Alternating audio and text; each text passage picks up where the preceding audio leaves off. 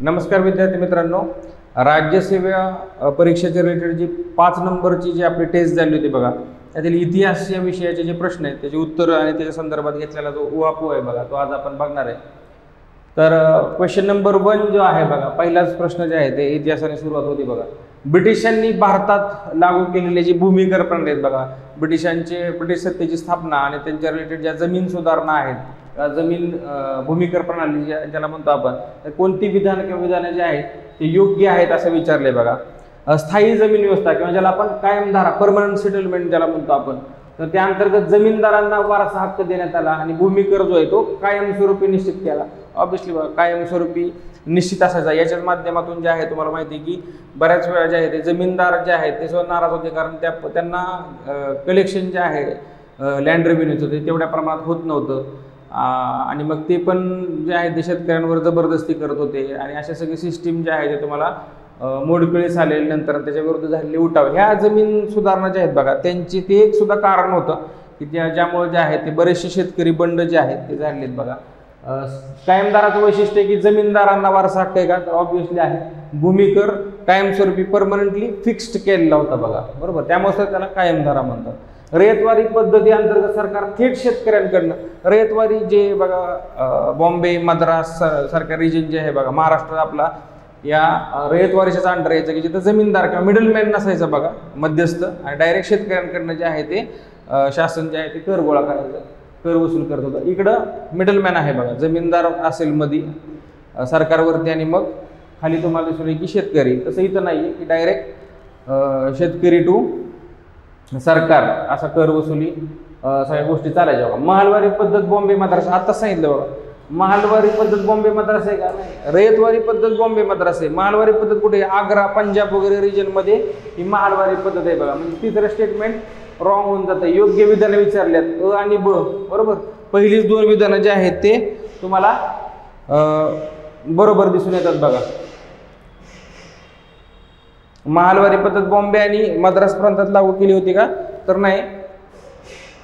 रयतवारी पद्धत मध्ये सरकार शेतकऱ्यांकडनं कर वसूल करत असं का, ऑब्व्हियसली हा. आणि स्थायी जमीन व्यवस्था किंवा कायमधारा अंतर्गत जमीनदारांना वारसा हक्क देण्यात आला, ते पण बरोबर आहे. म्हणजे पहिलं विधान बरोबर आहे. दुसरं जे विधान आहे बघा ते पण बरोबर आहे. तिसरं जे विधान आहे महलवारी पद्धत, तर त्याच्यामध्ये बॉम्बे आणि मद्रास नाही, समजा आग्रा असतं, पंजाब असतं, यूपी सारखा भाग असतं, तर ते बरोबर आलं असतं बघा. कोणतं विधान बरोबर आहे, अ आणि ब, पहिलंच विधान फक्त. ऑप्शन नंबर 1 जे आहे पहिलं आणि दुसरं, म्हणजे ऑप्शन नंबर 1 जो आहे तेच फक्त बरोबर आन्सर आहे बघा. ओके. हिंदू महासभेच्या अधिवेशनांबाबत खालीलपैकी कोणते विधान जे आहे ते बरोबर आहे असं विचारले बघा. हिंदू महासभाची स्थापना जी आहे ते 1915 मध्ये झालेली आहे बघा. तर तिथं विनायक दामोदर सावरकर जे आहेत त्यांनी हिंदू महासभेच्या अनेक अधिवेशनांचे अध्यक्षपद जे आहे ते भूषवले, बरोबर आहे बघा. 37 नंतर जे आहे ते बऱ्याचशा 1937 नंतर बऱ्याचशा अधिवेशनांचे 44 पर्यंत हे अध्यक्षपद सावरकरांकडे बरोबर होतं बघा. 37 मधले हे जे अहमदाबाद किंवा कर्णावती सेशन असं पण नाव देतात बघा. कर्णावती म्हणजेच अहमदाबाद बघा. तर इथे झालेलं अधिवेशन जे होतं तिथं काँग्रेसच्या धोरणांचा निषेध करण्यात आला होता, बरोबर आहे बघा. काँग्रेसचं धोरण जे आहे त्याचा निषेध यामध्ये करण्यात आलेला होता. त्याच्या अध्यक्षपद जे आहे ते सावरकरांकडे होतं. बरं, MPSC मेन्सला या सेशनवर प्रश्न पण विचारून गेलेले आहेत बघा. हिंदू महासभेने 42 छोडो भारत आंदोलनाला सक्रिय पाठिंबा दिला. पाठिंबा दिला नव्हता बघा. हिंदू महासभेने जे आहे तर 1942च्या चले जाव आंदोलनाला पाठिंबा दिला होता. कम्युनिस्ट जे आहेत त्या कम्युनिस्टांनी देखील चले जाव आंदोलनाला काही जे आहेत मार्क्सिस्ट लोक जे आहेत तर त्यांनी पाठिंबा दिला. सगळेच नाही, पण काही लोकांनी जे आहे त्याला पाठिंबा दिलेला नव्हता. तसंच हिंदू महासभेने सुद्धा पाठिंबा दिलेला नव्हता. कोणती विधाने बरोबर आहेत विचारले. पहिलं आणि दुसरं विधान बरोबर आहे बघा. सी विधान जे आहे ते सी विधान बरोबर नाही. जसं इथं बघितलं बघा की इथं पण जे आहे तर महालवारी सिस्टीम जे आहे ते बॉम्बे मद्रासमध्ये दिलेलं होतं, तर ते सी विधान रॉंग झाल्यानंतर ऑब्वियस म्हणजे तुमचा आन्सर येत होतं बघा. तसं सेम इथं आहे बघा की सी विधान जर चुकीचं तुम्हाला माहीत असलं असतं तर आन्सर तुमचं आलं असतं बघा, बरोबर. दुसऱ्याचं पण जे करेक्ट आन्सर जे आहे ते 1 नंबर याचं करेक्ट आन्सर आहे बघा.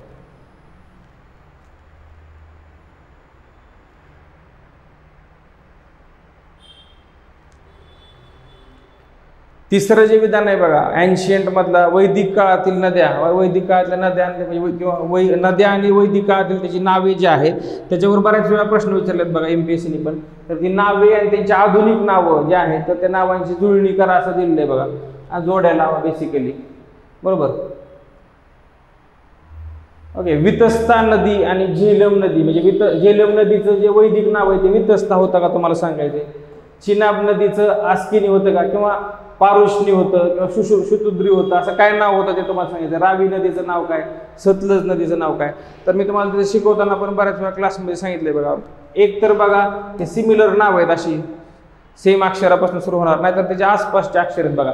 जसं चिनाब नदीला मी तुम्हाला सांगितलं हे सी आहे बघा, चिनाब, आणि आस्किनी म्हणजे असं तुम्हाला ट्रिक म्हणून सांगितलं, जास्त ट्रिक नाही सांगत मी, पण आस्किनी आणि चिनाब असं सांगितलं होतं. म्हणजे बीला दोन जे एक जरी तुम्हाला माहित असतं ना तरी या प्रश्नावरनं तुमचं उत्तर आलं असतं. म्हणजे हे जे नद्या आहेत बघा त्यांचे नाव एक तर समाक्षरित बघा, जवळजवळ एस किंवा जवळचे अक्षर आहेत बघा, पारुष्णी, रावी, PR, आस्किनी, चिनाब, AC, अशा पद्धतीने तुम्हाला सांगितलं होतं की चारही नद्या ज्या आहेत त्यांची नावं तुम्हाला समोरासमोरच लिहिलेली तुम्हाला दिसणार. वितस्ता नदीला, वितस्ता जे आहे ते झेलम नदीला म्हणायचे, किंवा आस्किनी चिनाब नदीला म्हणायचे, पारुष्णी रावी नदीला म्हणायचे बघा, बरोबर. अशी ती नाव आहेत बघा, शुतुद्री, सतलज. तर ऑप्शन नंबर 1 जे आहे ते याचं करेक्ट आन्सर येईल असं तुम्हाला सांगितलं बघा. सगळेच पर्याय जे आहे ते बरोबर जुळतात बघा. पहिली तार वाहिनी, पुढचा जो प्रश्न आहे 4 नंबरचा प्रश्न, पहिली तार वाहिनी टेलिग्राफ लाईन जी आहे तर ती कधी आणि कोणत्या ठिकाणादरम्यान सुरू करण्यात आली होती. तर तुम्हाला माहिती आहे बघा 1854 जे आहे कलकत्ता टू आग्रा, बरोबर. जसं ट्रेनवर प्रश्न आलेत बघा, कलकत्ता टू डायमंड हार्बर जे आहे बघा, तर प्रायोगिक तत्वावर जे आहे तर तिथं सुरू झालं होतं. पण फंक्शनल असलेली, फुल्ली फंक्शनल असलेली पहिली टेलिग्राफ लाईन ही कलकत्ता टू आग्रा 1854 मध्ये डलहौसीच्या काळात. बऱ्याचशा सुधारणा मी तुम्हाला सांगितलं होतं बघा, या डलहौसीच्या काळात झाल्या होत्या. ज्या डलहौसी जो आहे तो खालसा धोरणासाठी जरी प्रसिद्ध असला तरी आधुनिक भारताच्या बऱ्याचशा आधुनिक भारताचा निर्माता असं पण त्याला, मॉडर्न आर्किटेक्ट ज्याला म्हणतो आपण, आर्किटेक्ट ऑफ मॉडर्न इंडिया ज्याला म्हणतो आपण, त्यासाठी देखील तो प्रसिद्ध आहे. रेल्वे असेल किंवा टेलिग्राफ लाईन असेल, PWD किंवा सार्वजनिक बांधकाम सारखे विभाग असे असे बरेचशी जे विकास कामं ज्याला म्हणू शकतो आपण ब्रिटिश शासनात जे सुरू झालेले थोडक्यात, तर त्या गोष्टी ज्या आहेत त्या डलहौसीच्या काळात सुरू झालेल्या होत्या. 1854 Calcutta to Agra, option number 3 जे आहे ते याचं करेक्ट आन्सर आहे. पुढचा जो प्रश्न आहे बघा, स्वामी श्रद्धानंद, परत आर्य समाजाची प्रपुरंट असणारे स्वामी श्रद्धानंद आहे, तर यांच्यातील संबंधित विधानांचा विचार करा. त्यांच्या संबंधित काय वाक्य दिल्यात.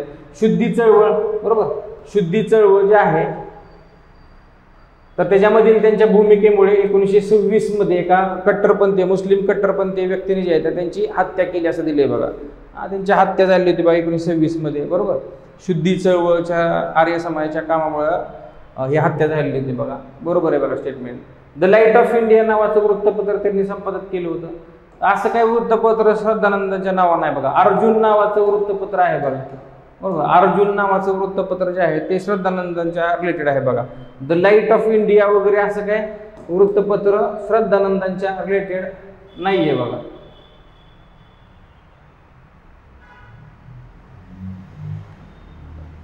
ओके, महात्मा गांधी त्यांना महात्मा म्हणत किंवा महात्मा ही उपाधी दिली होती. महात्मा गांधी असतील किंवा टिळक असतील हे सुद्धा बरीच लोक किंवा सावरकर देखील हे श्रद्धानंदांचे प्रचंड जे आहेत चाहते दिसून येतात बघा, किंवा श्रद्धानंदांची शिकवण जे आहे ते फॉलो करणारे लोक आहेत. महात्मा गांधी त्यांना महात्मा श्रद्धानंद असं म्हणायचे बघा. तर तिसरं देखील विधान जे आहे ते बरोबर आहे बघा. कोणती विधानं बरोबर आहेत? क विधान तर बरोबर आहे बघा, त्यामुळं पहिला तर ऑप्शन येत नाही बघा, बरोबर. पण विधान आपण बरोबर बघितलं, बरोबर. विधान जे आहे म्हणजे हे जे विधान आहे बघा, मुस्लिम एक्स्ट्रीमिस्ट व्यक्तीने जे आहे त्यांची हत्या केली ते बरोबर आहे. विधान जे होतं ते विधान चुकीचं होतं. लाईट ऑफ इंडिया नाही तर अर्जुन नावाचं होतं. आणि विधान पण बरोबर होतं बघा. महात्मा गांधी जे आहे त्यांना महात्मा अशी उपाधी दिलेली होती. तर आणि म्हणजे ऑप्शन नंबर 2 जे आहे 5 नंबरचा जो क्वेश्चन आहे तर त्याचा ऑप्शन नंबर 2 जे आहे त्याचं करेक्ट आन्सर आहे बघा. फक्त विधान आणि बरोबर. ओके, 6 नंबरचा जो प्रश्न आहे बघा, दशराजन युद्ध, बरोबर, MPSC ने बऱ्याच वेळा विचारलंय बघा. या दशराजन युद्धाबद्दल कोणते विधान बरोबर आहे असं विचारलंय बघा. तर भरतवंश आणि 10 जमातींच्या संघटनेदरम्यान किंवा 10 जमातींचा जो ग्रुप होता तर त्याच्या दरम्यान पारुष्णी नदीच्या किनारी हे युद्ध झालं. पहिलं स्टेटमेंट जे आहे ते बरोबर आहे बघा. तेच विचारले बघा तुम्हाला कोणतं विधान बरोबर आहे. 6चा 1 नंबरचा आन्सर आहे. बाकीचे पण विधान आपण बघू. तर या युद्धाची सविस्तर वर्णन अथर्ववेदामध्ये का नाही तर ऋग्वेदामध्ये मेन्शन आहे बघा. कारण हे युद्ध जे आहे ते अर्ली वैदिक एज किंवा पूर्व वैदिक कालखंड किंवा ऋग्वेदिक कालखंड आपण म्हणतो, ऋग्वेदामध्ये त्याचा उल्लेख आहे बघा. बरोबर. या युद्धात 10 जमातींचा नेता सुदास विजयी झाला बघा. पण ह्या 10 जमातींचा नेता आहे का तो, तर 10 जमातींच्या विरोधातला नेता आहे. बरोबर. मग ट्विस्ट केले बघा. तर सुदास विजयी झाला सगळ्यांना माहित असतं, पण तो भरतवंशाचा लीडर आहे बघा सुदास. बरोबर. त्यामध्ये हे स्टेटमेंट रॉंग जातं. आणि हे युद्ध उत्तर वैदिक काळात आता सांगितलं बघा, हे ऋग्वैदिक कालखंडात झाले. पूर्व वैदिक कालखंड ज्याला म्हणतो आपण, म्हणजे जो इसवी सन पूर्व 1500 to 1000, इसवी सन पूर्व 1500 to इसवी सन पूर्व 1000 हा जो कालखंड आहे बघा, तर त्यावेळेस हे युद्ध झालंय. त्यामुळे ऑप्शन नंबर 1 जे आहे 6चं तेच करेक्ट आन्सर आहे बघा. पारुष्णी नदी बघा इथं आलंच आहे. पारुष्णी नदी म्हणजे रावी नदी. बरोबर. कार्टाज सिस्टीमवर प्रश्न आहे बघा. खालीलपैकी कोणत्या पोर्तुगीज गव्हर्नर, पोर्तुगीज व्हाईसरॉय जो असेल तर त्यांनी कार्टाज सिस्टीम आणली की ज्याच्या माध्यमातून जे आहे ते सागरी व्यापारावर जे आहे ते पोर्तुगीज नियंत्रण ठेवायचे. बरोबर. Francis de Almeida. बरोबर. फ्रान्सिस डी अल्मेडा हे याचं करेक्ट आन्सर आहे बघा. बरोबर. अल्बुकर्क असेल किंवा फ्रान्सिस डी अल्मेडा असेल, असे जे पोर्तुगीज गव्हर्नर आहेत त्यांनी राबवलेल्या ज्या सिस्टीम्स आहेत त्या अभ्यासनं. गोवा घेणाऱ्या व्यक्तीचं गव्हर्नरचं नाव काय तुम्ही मला कॉमेंटमध्ये सांगा बघा एकदा. विजयनगरच्या जो ट्रेड जो आहे तो या पोर्तुगीजांबरोबर चालायचा. आणि मग कोणत्या राजाने जे आहे पोर्तुगीजांना भटकळ येथे बंदर वगैरे किल्ला वगैरे बांधण्याची परवानगी दिली वगैरे, असे प्रश्न मागे विचारून गेलेत बघा. तर त्याच पद्धतीने जे आहे हे कार्टाज सिस्टीम, की ज्या कार्टाज सिस्टीमच्या माध्यमातून पोर्तुगीजांनी जे आहे ते समुद्रावर आपलं नियंत्रण ठेवलं, ते आणणारी व्यक्ती म्हणजे फ्रान्सिस डी अल्मेडा जे आहे ते आहे बघा. आणि 7 नंबरचं त्यामध्ये उत्तर जे आहे ते ऑप्शन नंबर 2 हे याचं करेक्ट आन्सर राहतं. हे मेनेंजेस वगैरे हे पण पोर्तुगीज गव्हर्नर आहे बघा, पण ते वेगळ्या कारणांसाठी प्रसिद्ध आहे बघा. जे कारण आता आपल्याला बघायचं होतं की कार्टाज सिस्टीम, तर ते अल्मेडाचं आहे बघा. बरोबर. नेक्स्ट जो क्वेश्चन आहे बघा 8 नंबरचा क्वेश्चन, की ब्रिटिश काळातील वेगवेगळे कमिशन जे आहे तर त्याचा विचार करा. हंटर कमिशन सगळ्यांना माहिती असतं बघा, महात्मा ज्योतिराव फुलेंनी जे पुढे साक्ष दिली ती. बरोबर. तर हा भारतातील पोलीस सुधारणा आहे का, तर शिक्षणाच्या रिलेटेड होता बघा. पहिलं स्टेटमेंटच रॉंग होऊन जातं. कोणती विधानं योग्य आहेत, अयोग्य आहे का नाही, याच्यावरनं पण आन्सर येत होता. ब आणि क बरोबर हे याचा आन्सर ऑप्शन नंबर 2 येऊन जाईल. पण आपण दुसरं आणि तिसरं स्टेटमेंट बघू. रॅले कमिशन, रॅले आयोग जो आहे तो भारतातील विद्यापीठांची स्थिती तपासण्यासाठी स्थापन झाला. रॅली कमिशन कधी आहे बघा 1902 लॉर्ड कर्झनच्या काळात. मागं तुम्हाला सांगितलं होतं बघा, लॉर्ड कर्झन जे आहे तो ओळखला जातो त्याच्या काळात आलेले वेगवेगळे आयोग, फ्रेझर कमिशन असेल, अँथनी मॅकडॉनल्ड कमिशन असेल किंवा Raleigh commission, Indian universities act वगैरे, भारतीय विद्यापीठ कायदा ज्याने बनवला बघा. रॅले कमिशन जे आहे ते विद्यापीठांच्या स्थिती तपासण्यासाठीच आलेला होता. बरोबर आहे बघा. आणि सायमन कमिशन पूर्णपणे ब्रिटिश सदस्यांमुळे बनल्यामुळे त्याला तीव्र विरोध झाला का, ऑब्व्हियसली सायमन कमिशनला जो विरोध झाला तो याच कारणामुळे झाला. बरोबर. त्यामुळे ब आणि क विधान बरोबर आहे बघा. ऑप्शन नंबर 2 आन्सर आहे. पुढचा जो प्रश्न आहे बघा, अमोघ वर्ष हा राष्ट्रकूट जो राजा आहे बघा, अमोघ वर्ष, तर तो अमोघ वर्ष पहिला जो आहे तर याच्याबाबत खालील विधानांचा विचार करा असं दिलेलं आहे. राष्ट्रकूट साम्राज्यावर 50 वर्षाहून अधिक राज्य केलं. बरोबर आहे का. प्रचंड म्हणजे 60 इयर्स रफली जे आहे तर त्याचं एम्पायर जे आहे राष्ट्रकूटांचा राजा म्हणून राहिले बघा. भारताच्या इतिहासातील दीर्घकाळ राज्य करणाऱ्या राजांपैकी एक जो आहे तो अमोघ वर्ष आहे. बरोबर आहे विधान. राष्ट्रकूट जे आहेत ते कुठे बघा, त्रिपक्षीय संघर्षामध्ये बघा राष्ट्रकूटांचं नाव प्रामुख्याने येतं बघा. राष्ट्रकूटाज ऑफ मान्यखेत ज्याला म्हणतो किंवा मलखेडा वगैरे आपण असं जे म्हणतो कर्नाटकामध्ये येतं बघा ते. तो विद्वान होता आणि प्रसिद्ध कन्नड साहित्य कविराज मार्ग. बरोबर. कविराज मार्ग याचा लेखक जे कविराज मार्गाची प्रसिद्ध कलाकृती बघा ते अमोघ वर्ष यानेच लिहिले बघा. बरेचसे असे राजवंश दिसून येते, राजा दिसून येतात बघा, जे स्वतः पण बरेचसे त्यांच्या रायटिंग ज्या आहेत बघा. जसं हर्षवर्धनाचं हर्षवर्धनाची प्रेरणा असेल जसं मी तुम्हाला सांगतो, प्रियदर्शिका, रत्नावली, नागानंद, इन शॉर्ट जे आहे ते प्रेरणा आपण असं न्यूमॉनिक सांगतो बघा क्लासमध्ये, बरोबर. तसं जे आहे ते अमोघ वर्षाचं कविराज मार्ग प्रचंड प्रसिद्ध आहे बघा. राष्ट्रकूटांची राजधानी त्यांनी मान्य केली, देवगिरी वगैरे स्थलांतर असं काही केलेलं नाही बघा. राष्ट्रकूटांची राजधानी मान्यतेची स्थापना जी आहे ते अमोघ वर्षानेच केले. तो राजधानी कशाला शिफ्ट करेल, बरोबर. पहिली दोन्ही विधानं बरोबर आहेत बघा. तिसरं विधान जे आहे ते रॉंग होऊन जातं. कोणती विधान योग्य आहेत? अ आणि ब, बरोबर. त्यामुळे 9 नंबर जो क्वेश्चन आहे बघा त्याचं आन्सर नंबर 1 जे आहे ते करेक्ट आन्सर आहे बघा. ऑप्शन नंबर 1 करेक्ट आन्सर आहे.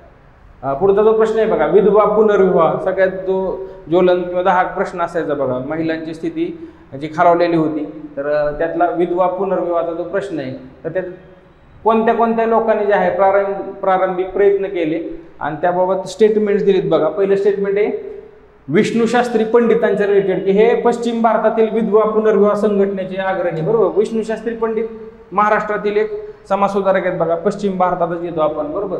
ते संघटनेच्या आग्रही आहेत का? ऑब्व्हियसली आहे बघा. पुनर्विवाह उत्तेजक मंडळीची स्थापना वगैरे MG रानडे यांच्या साह्याने त्यांनी केलेली तुम्हाला माहिती आहे बघा, बरोबर. विधवा पुनर्विवाह संघटना हे आता सांगितलं बघा. आणि त्यांचं विधवा विवाह पत्रिका नावाचं मासिक होतं, जे लोकांच्या जनजागृतीसाठी असलेलं तुम्हाला माहिती आहे बघा. MG रानडे देखील, महादेव गोविंद रानडे देखील या संघटनेशी रिलेटेड आहेत बघा. स्वामी दयानंद सरस्वती आर्य समाजाचे जे संस्थापक आहेत, बरोबर, यांनी विधवा पुनर्विवाहाला विरोध केला, कारण ते पारंपरिक हिंदू धर्मग्रंथांच्या विरोधात आहे असे. चुकीचं स्टेटमेंट आहे बघा, सरळ सरळ. आर्य समाज जे आहे एकदम लिबरल दृष्टिकोनातून जे आहे त्यांनी वेदांचा जो अर्थ आहे तो मांडलेला आहे बघा. वेदांचा अधिकार सगळ्यांना देण्याचं जे कार्य आहे आणि हिंदुइझम रिवाईव्ह करण्याचं श्रेय जे आहे ते आर्य समाजाला तुम्हाला द्यावं लागेल. आणि विधवा पुनर्विवाहाला विरोध नाही तर ते समर्थन करतात, कारण एन्शियंट वेदिक कालखंडामध्ये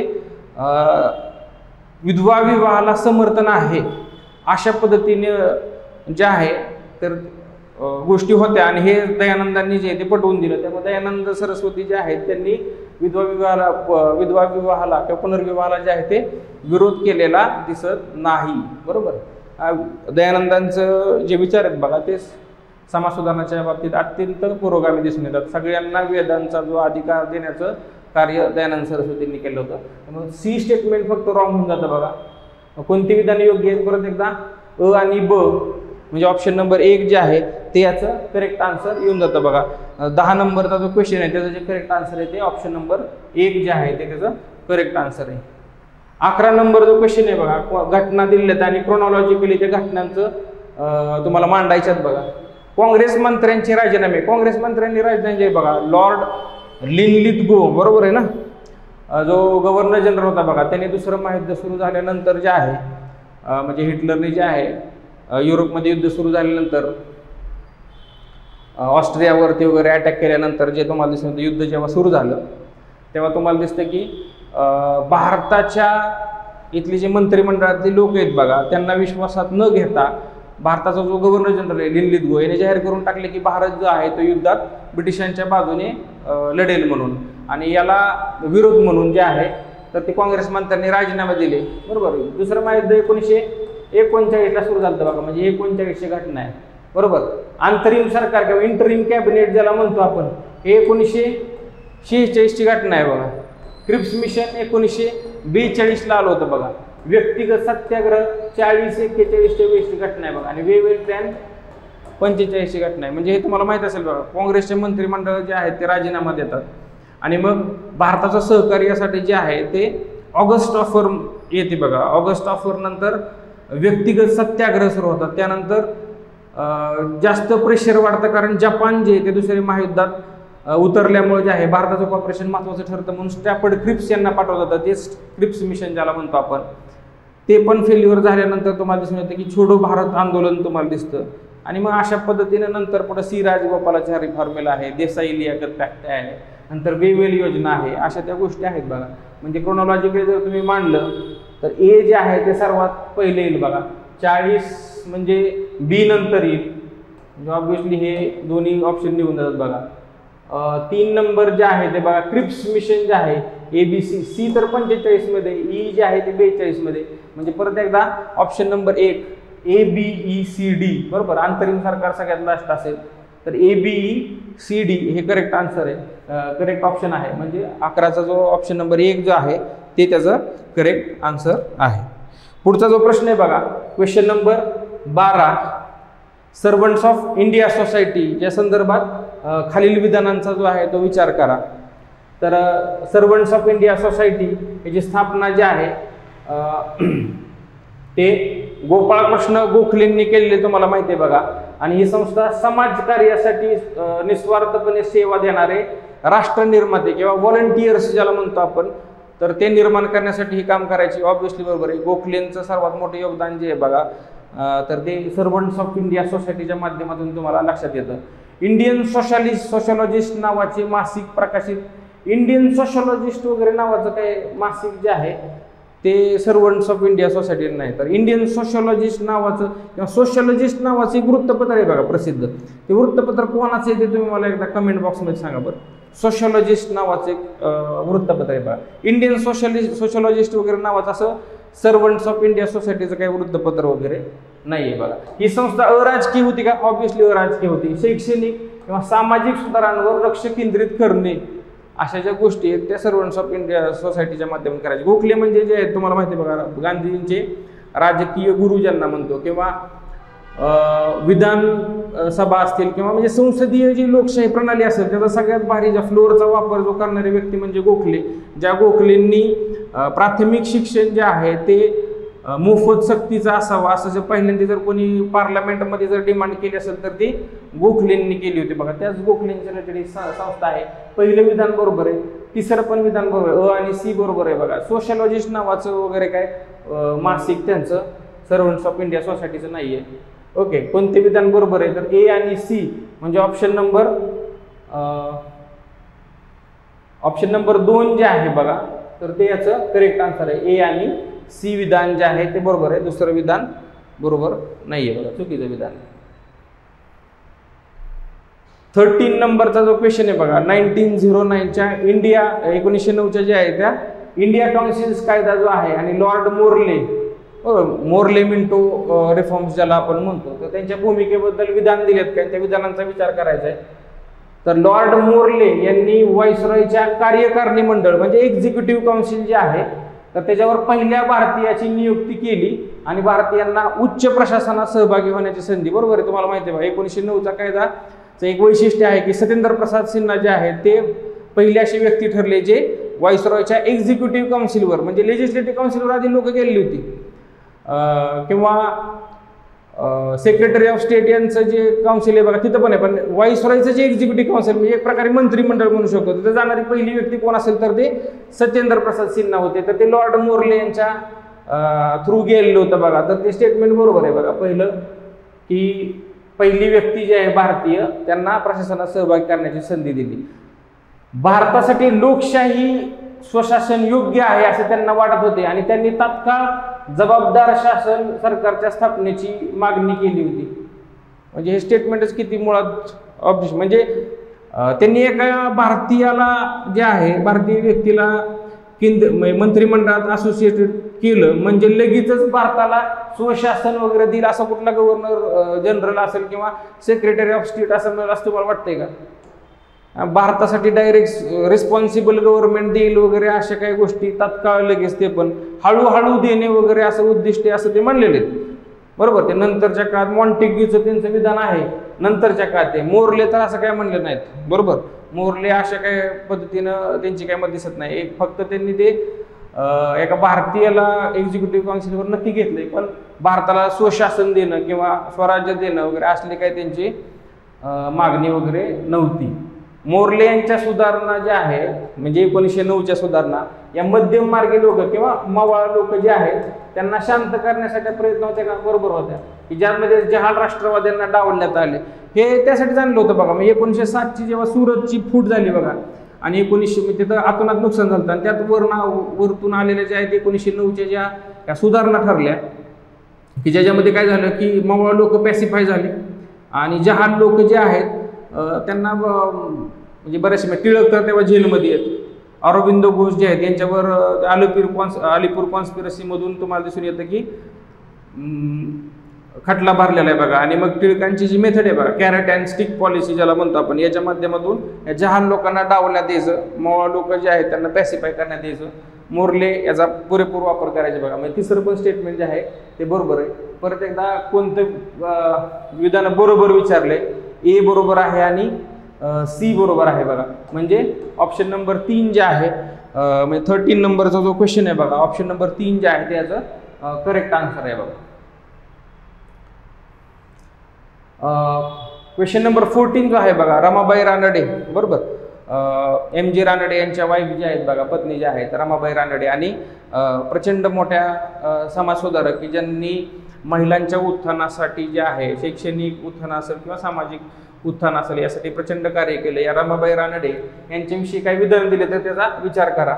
पहिले जी मुलींची शाळा आहे पुण्यातील हुजूर पागा, तर यांची स्थापना जी आहे तर रमाबाई रानडे यांची भूमिका ऑब्विसली त्याचं क्रेडिट जे आहे ते रमाबाई रानडे यांनाच जातं बघा. ओके. मुंबईत जे आहे दुसरं जे वाक्य बघा, मुंबईत सेवा सदन संस्थेची स्थापना केली आणि महिलांसाठी सामाजिक कल्याण कार्य जे करणारे जी संस्था आहे सेवा सदन. ओके. आम्ही सदन सांगताना तुम्हाला सांगतो, पंडिता रमाबाई आणि रमाबाई रानडेंमध्ये बरेच लोक कन्फ्यूज होतात आणि मग तिकडे पण भरपूर सदन आहे. तसं फक्त सेवा सदन जे आहे ते रमाबाई रानडेंच्या रिलेटेड मी तुम्हाला सांगतो. आणि हे सेवा सदन मुंबईत होतं, जे समाजकार्य करायचं ते पण विधान जे बरोबर आहे. म्हणजे हुजूर पागा पण बरोबर आहे बघा, पहिलं विधान, हे पण विधान जे बरोबर आहे. आणि 1891चा जो वयमर्यादा कायदा होती किंवा एज ऑफ कन्सेंट बिल बरोबर, विवाह वय संमतीचा जो कायदा आहे, तर त्याला भारतीय संस्कृती हस्तक्षेप समजून रमाबाईंनी विरोध केला बरोबर. डायरेक्ट विरोधाभासी स्टेटमेंट आहे बघा बरोबर. रमाबाई रानडे म्हणजे महिलांच्या उत्थानासाठी कार्य करणाऱ्या ज्या अशी विचारधारा असणारी व्यक्ती 1891च्या कायद्याला विरोध कसं काय करू शकते बरोबर. टिळकांनी विरोध केलेला होता बघा, पण ते भारतीय संस्कृती हस्तक्षेप नाही. जर टिळक असतं ना टिळकांच्या रिलेटेड, तर हे टिळकांच्या रिलेटेड वाक्य बघा, ॲज इट इज कॉपी वाक्य बघा. जर टिळकांच्या रिलेटेड लागू होतं, लोकमान्य टिळकांनी विरोध केला, रमाबाई रानडेंनी केला का, तर नाही, असं काही नाही. कोणती विधानं चुकीची आहेत असं विचारलं, मुद्दाम बघा इथं विधानं चुकीचे असं विचारलं. कोणतं विधान चुकीचं आहे, फक्त 3 नंबरचं म्हणजे सी जे आहे ते विधान चुकीचं आहे बघा. म्हणजे 14 नंबरचं जे आहे बघा फक्त 3 बरोबर, फक्त सी जे आहे म्हणजे ऑप्शन नंबर 3 जे आहे त्याचं करेक्ट आन्सर आहे. पुढचा जो क्वेश्चन आहे बघा, महर्षी विठ्ठलरामजी शिंदे यांच्याबाबत खालीलपैकी जे आहे ते कोणते विधान बरोबर नाही असं विचारले बरोबर. कोणतं विधान बरोबर नाही. पहिलं जे स्टेटमेंट आहे बघा, तर ते आर्य समाजाचे प्रचारक म्हणून त्यांनी कार्य केले. ओके. दुसरं जे आहे तर ते त्यांनी सविनय कायदेभंग चळवळीत, सविनय कायदेभंग चळवळीत त्यांनी भाग घेतलेलाच होता बघा बरोबर. 1930 जे आहे ते सविनयचे कायदेभंगाची सिव्हिल डिसओबिडियन्स मुवमेंट ज्याला म्हणतो त्यात भाग आहे. मंदिरांसाठी प्रवेशासाठी सत्याग्रह केला, बऱ्याच वेळा विचारून पण झाले बघा. वायकोमचा मंदिर सत्याग्रह, पर्वतीच्या मंदिर सत्याग्रहात आहेत बघा, वाईच्या गणपती सत्याग्रहात विठ्ठलरामजी शिंदे आहेत बरोबर. आज भारतीय अस्पृश्यतेचा प्रश्न बरोबर, हे पुस्तक त्यांनी लिहिलं, हे प्रसिद्ध आहेत बघा. म्हणजे बुद्ध धर्माचा तौलनिक अभ्यास किंवा हे भारतीय अस्पृश्यतेचा प्रश्न, अशा अनेक पुस्तकांसाठी ते प्रसिद्ध आहेत बघा. ते आर्य समाजाचे प्रचारक होते का नाही, ते प्रार्थना समाजाचे प्रचारक होते बघा.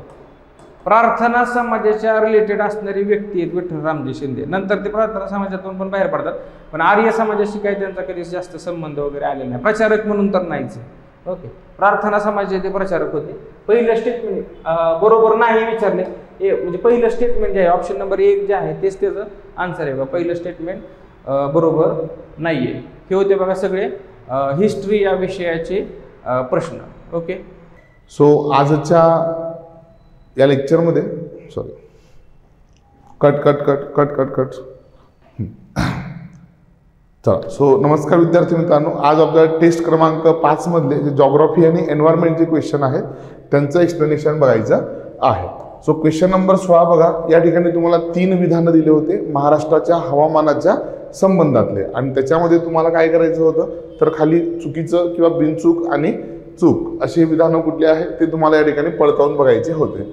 सो पहिलं स्टेटमेंट जे आहे ते तुमचं या ठिकाणी चुकीचं होतं. मुंबईचं हवामान कसं आहे, सम आहे तर नागपूरचं हवामान विषम आहे. मग सम हवामान आपण कशाला म्हणतो? जेव्हा तापमानामध्ये खूप जास्त फरक असत नाही, म्हणजे काय जास्तीत जास्त तापमान आणि कमीत कमी तापमान याच्यातला फरक जेव्हा खूप कमी असतो तेव्हा आपण काय म्हणतो? त्याला सम हवामान असं म्हणतो. आणि मुंबईला काय आहे? समुद्र आहे, पाण्याची वाफ आहे, त्याच्यामुळे तिथलं हवामान हे सम असतं. तर विदर्भामध्ये किंवा नागपूरला जर का तुम्ही गेलात तर हवेमध्ये मुंबईच्या तुलनेने काय आहे? तर बाष्पाचं प्रमाण हवेमध्ये कमी असल्यामुळे तिथलं हवामान विषम आहे. ठीक आहे. सो पहिलं स्टेटमेंट चुकीचं आहे आणि बी आणि सी विधान त्या ठिकाणी बरोबर आहे. दैनिक तापमान कक्षा म्हणजे जास्तीत जास्त तापमान आणि कमीत कमी तापमान याच्यातला फरक असतो. बरोबर. मुंबईला पाण्याची वाफ आहे म्हणून दैनिक तापमान कक्षा कमी आहे, हे लक्षात ठेवा. ठीक आहे. सो कोकण किनारी भागात तापमान कक्षा कमी असते, हे विधान बरोबर आहे. सी विधान पण बरोबर आहे. त्याच्यामुळे या ठिकाणी काय आहे? पर्याय क्रमांक 2 तुमचं उत्तर आहे. पुढे जाऊयात. प्रश्न क्रमांक 17. महाराष्ट्रातील खडक आणि खनिज संबंधी असलेली पुढील जी विधानं आहेत ती विचारात घ्या. इथे तुम्हाला 4 विधानं दिली होती. ग्रॅनाइट हा खडक महाराष्ट्र राज्याच्या पूर्व व दक्षिण भागामध्ये आढळतो. प्रामुख्याने कोकणामध्ये तुम्हाला दक्षिणेकडे बघायला मिळतो. पहिलं स्टेटमेंट या ठिकाणी बरोबर आहे. दुसरं स्टेटमेंट बघा. जांभा खडक हा प्रामुख्याने उत्तर कोकणामध्ये आढळतो. दुसरं स्टेटमेंट तुमचं चुकीचं आहे. प्रामुख्याने कुठे आहे? दक्षिण कोकणामध्ये आहे. बेसाल्ट खडकाच्या विस्तीर्ण थरामुळे महाराष्ट्राच्या इतर भागामुळे खनिज संपत्तीचे मोठे साठे फारसे आढळत नाही, हे पण विधान बरोबर आहे. का? कारण की वेगवेगळ्या खडकांवरती बेसाल्टचा किंवा लाव्हारसाचा थर साचल्यामुळे आपल्याला त्याच्या आत असलेली खनिज संपत्ती लवकर उपलब्ध होत नाही. आणि चौथं जे आहे तर ते कायनाइटच्या उत्पादनामध्ये महाराष्ट्राचा दुसरा क्रमांक आहे, हे पण बरोबर आहे. प्रथम क्रमांक झारखंडचा लागतो, लक्षात ठेवा. कायनाइटमध्ये कोण आहे? झारखंड प्रथम क्रमांकावरती आहे. मग तुम्ही जर का बघितलं तर अ, क आणि ड हे विधान काय आहे? या ठिकाणी बरोबर आहे. पर्याय क्रमांक 3 ए, सी आणि डी काय आहे? याचं उत्तर आहे. ओके. चला प्रश्न क्रमांक 18 कडे जाऊया. एकदम सोपा प्रश्न होता हा ऍक्च्युली. महाराष्ट्रामध्ये आणि भारताचं मान्सूनचं म्हणजेच पावसाचं आगमन कधी होतं तर तुम्हाला डेट्स माहीत पाहिजे. जनरली केरळ किनारपट्टीवरती जे आहे ते 1 जूनला आगमन होतं आणि महाराष्ट्रामध्ये जर का तुम्ही पर्टिक्युलरली मुंबईचा विचार केला तर ते कधी आहे? तर मुंबईला आगमन होतंय पावसाचं 10 जूनला. कधी येतोय? 10 जूनला आगमन होतं आहे. सो लक्षात ठेवा इथं काय आहे? 7 जून आणि 10 जून हे या ठिकाणी आन्सर आहे. सो डेट्स तुम्हाला माहीत असल्या पाहिजे. केरळ 1 जून आहे, त्याच्यानंतर 7 जूनला दक्षिण कोकण आहे, मुंबईला 10 जून आहे. आणि इथे तुम्हाला काय विचारलं होतं?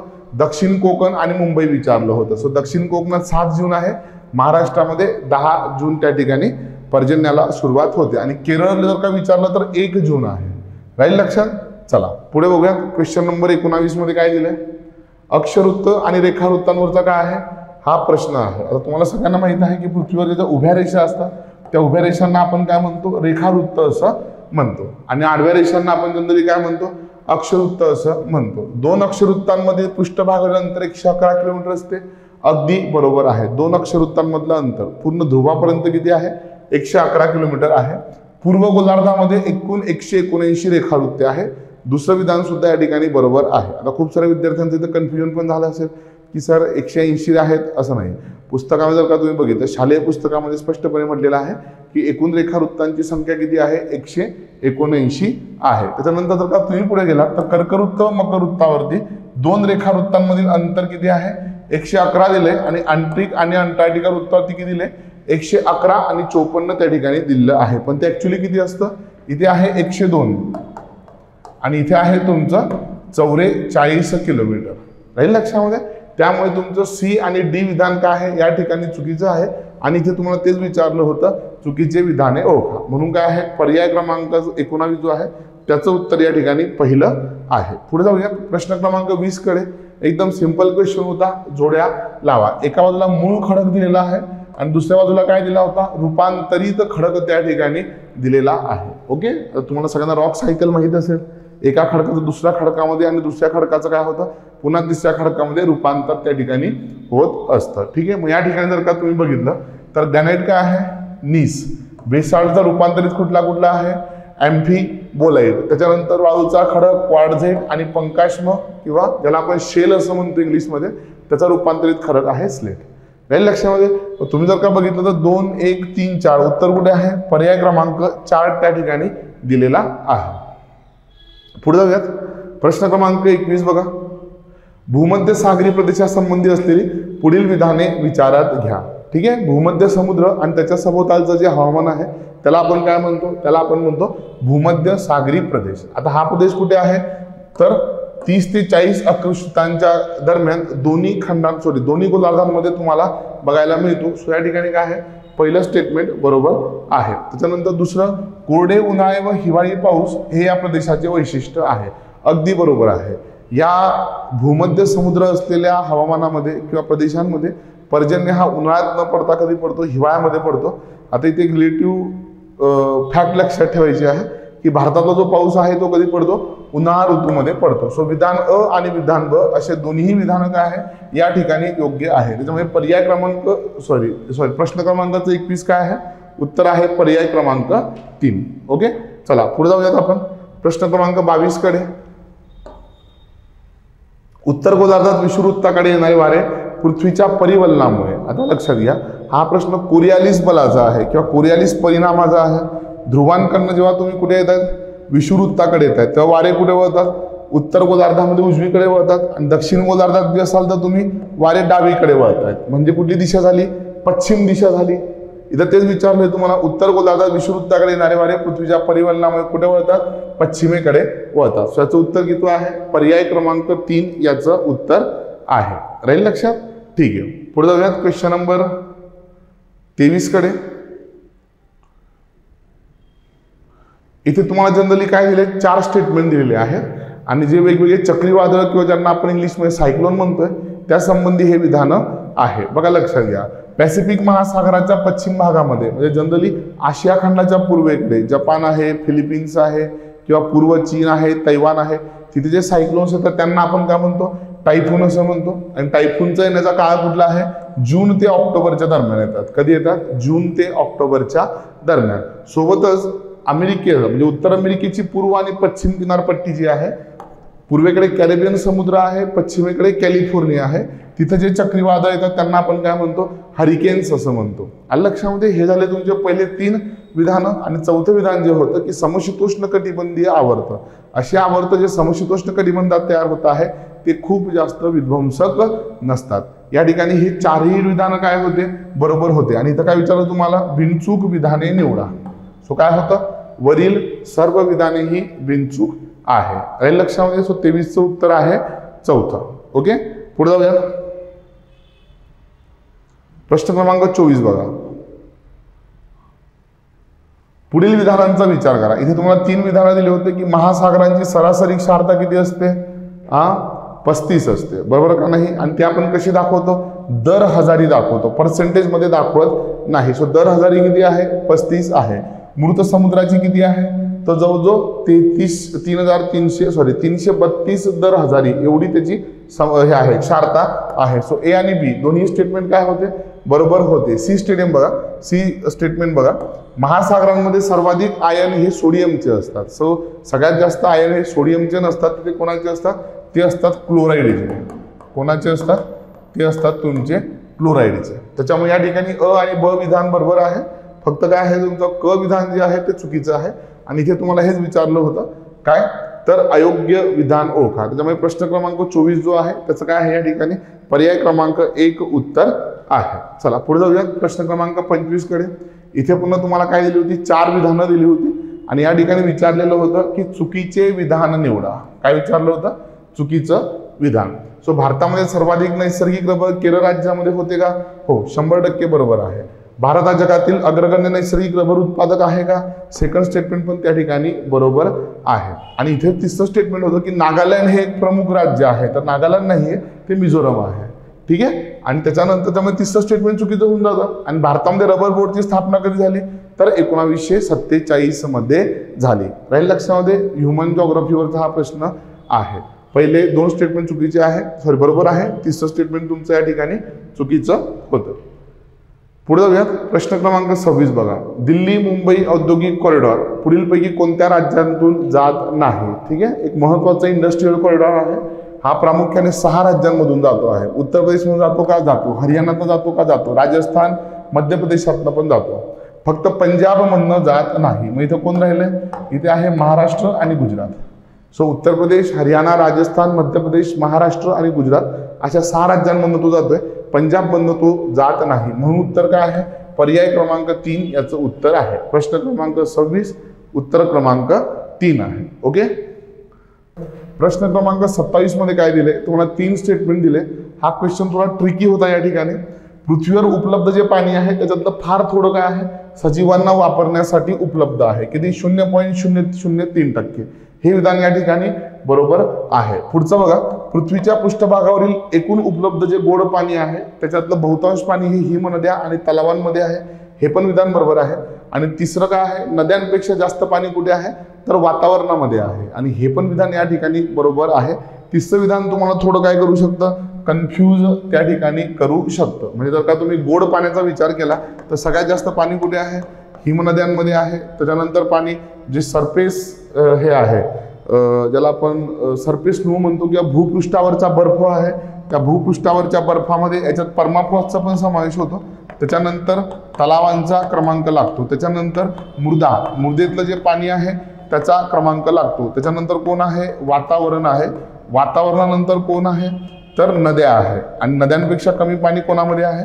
तर जे लिव्हिंग ऑर्गॅनिझम्स आहे किंवा जे सजीव आहे त्यांच्यामध्ये आहे. राहील तुमच्या लक्षामध्ये? क्लिअर आहे? ओके. चला पुढे जाऊया. Question number 28. पुढील विधानांतून चुकीचे विधान निवडा. इथं तुम्हाला 4 स्टेटमेंट दिले होते. याच्यातलं चुकीचं विधान निवडायचं होतं. सो पहिलं विधान जे आहे, शरावती नदीवरील जोग धबधबा विद्युत प्रकल्पासाठी प्रसिद्ध आहे. हो, तिथं एक प्रसिद्ध काय आहे? जलविद्युत केंद्र आहे. चंबळ नदी बिहडसाठी प्रसिद्ध आहे का? हो. जी ओबड धोबड छोट्या छोट्या टेकड्या तयार झाल्यात राजस्थान आणि मध्य प्रदेशच्या सीमेवरती त्याला आपण बिहड म्हणतो. आणि पुढे बेटवा, केन आणि काली सिंध या द्वीपकल्पीय नद्या असून त्या गंगेच्या मैदानामध्ये गंगा नदीला नाही, कोणाला जाऊन मिळतात? यमुना नदीला जाऊन मिळतात. त्याच्यामुळे या ठिकाणी काय आहे? पर्याय क्रमांक 3 तुमचं चुकीचं आहे. आणि सतलज नदीचा उगम कुठे होतो? बृहत हिमालयाच्या पलीकडे होतो. आता हे सगळ्यांना माहीत आहे. मानसरोवर, कैलास सरोवर तुम्हाला माहित असेल त्या रिजनमध्ये उगम होतोय. आणि हे सगळं काय आहे? बृहत हिमालयाच्या पलीकडे आहे. त्यामुळे प्रश्न क्रमांक जो 28 आहे त्याचं उत्तर किती आहे? या ठिकाणी पर्याय क्रमांक 3 याचं उत्तर आहे. चला थोडं पुढे जाऊया. प्रश्न क्रमांक 29 या ठिकाणी बघा. प्रश्न क्रमांक 29चा आन्सर काय आहे? इथे तुम्हाला 2 विधानं दिलेली आहेत. काय म्हटलेलं आहे? पुढील विधाने विचारात घ्या. आणि इथे 2 स्टेटमेंट तुम्हाला दिलेली आहे, विधान अ आणि विधान ब. दक्षिण भारतात हिवाळ्याच्या हंगामात पश्चिमी विक्षोभांमुळे पाऊस पडतो. पहिलं विधान या ठिकाणी काय आहे? चुकीचं आहे. उत्तर भारतामध्ये काय होतं? तर पश्चिमी विक्षोभामुळे पाऊस पडतो. पश्चिमी विक्षोभ म्हणजे काय असतं? तर भूमध्य समुद्रावर छोटे छोटे कमी दाबाचे काय तयार होतात?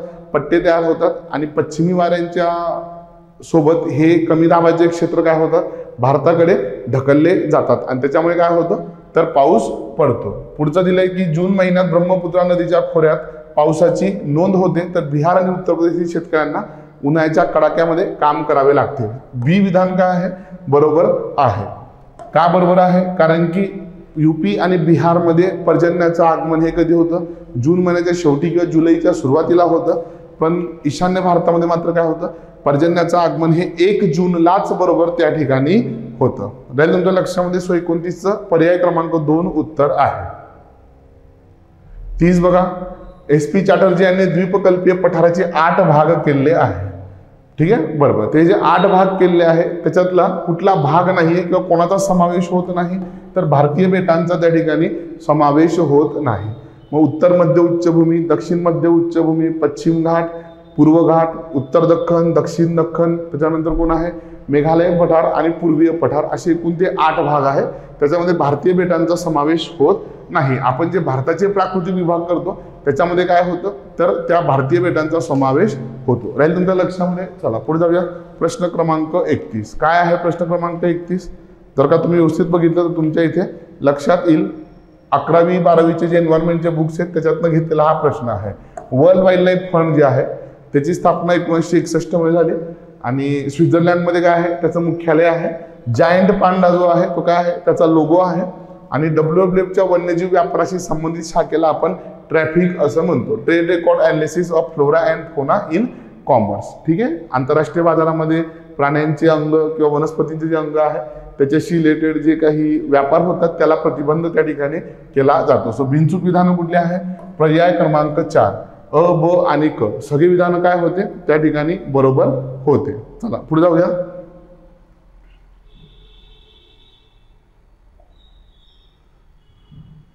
हा थोडा ट्रिकी क्वेश्चन होता. तुम्हाला चुकीची जोडी निवडायची होती. काय निवडायची होती? चुकीची जोडी. पहिल्यांदा दिलं होतं की शाकाहारी प्राणी, बरोबर का नाही? जे हार्बिवोर्स आहे, जे गवत खातात. सो गाय आहे, हरण आहे, उंदीर काय नाहीये? उंदीर हा पूर्णपणे शाकाहारी नाहीये, लक्षात घ्या. उंदीर हा पूर्णपणे शाकाहारी नाहीये. उंदीर हा काय आहे? सर्वभक्षी आहे, ओमनिव्होरस. तो व्हेज पण खाऊ शकतो, नॉन व्हेज पण खाऊ शकतो, आपल्या भाषेमध्ये जर का सांगायचं झालं तर. त्याच्यानंतर मांसाहारी प्राण्यांमध्ये काय आहे? सिंह, मांजर आणि कुत्रा. कुत्रा पुन्हा काय आहे? ओमनिव्होरस आहे. ओमनिव्होरस म्हणजे काय? तर तो त्या ठिकाणी हे पण खाऊ शकतो, मांस पण खाऊ शकतो आणि जे प्लांट बेस्ड फूड आहे ते सुद्धा तो त्या ठिकाणी खाऊ शकतो. सो या ठिकाणी सिंह आणि मांजर हे पूर्णपणे मांसाहारी आहे. इव्हन मांजर पण काय आहे? ओमनिव्होरस आहे. आलं लक्षामध्ये? त्याच्यामुळे अ आणि ब जोडी काय होती? चुकीची होती. सर्वभक्षी ओमनिव्होरस म्हणजे काय? जे प्लांट बेस आणि अॅनिमल बेस असे दोन्ही फूड खाऊ शकतात. त्याच्यामध्ये मानव आहे, डुक्कर आहे आणि कावळा आहे.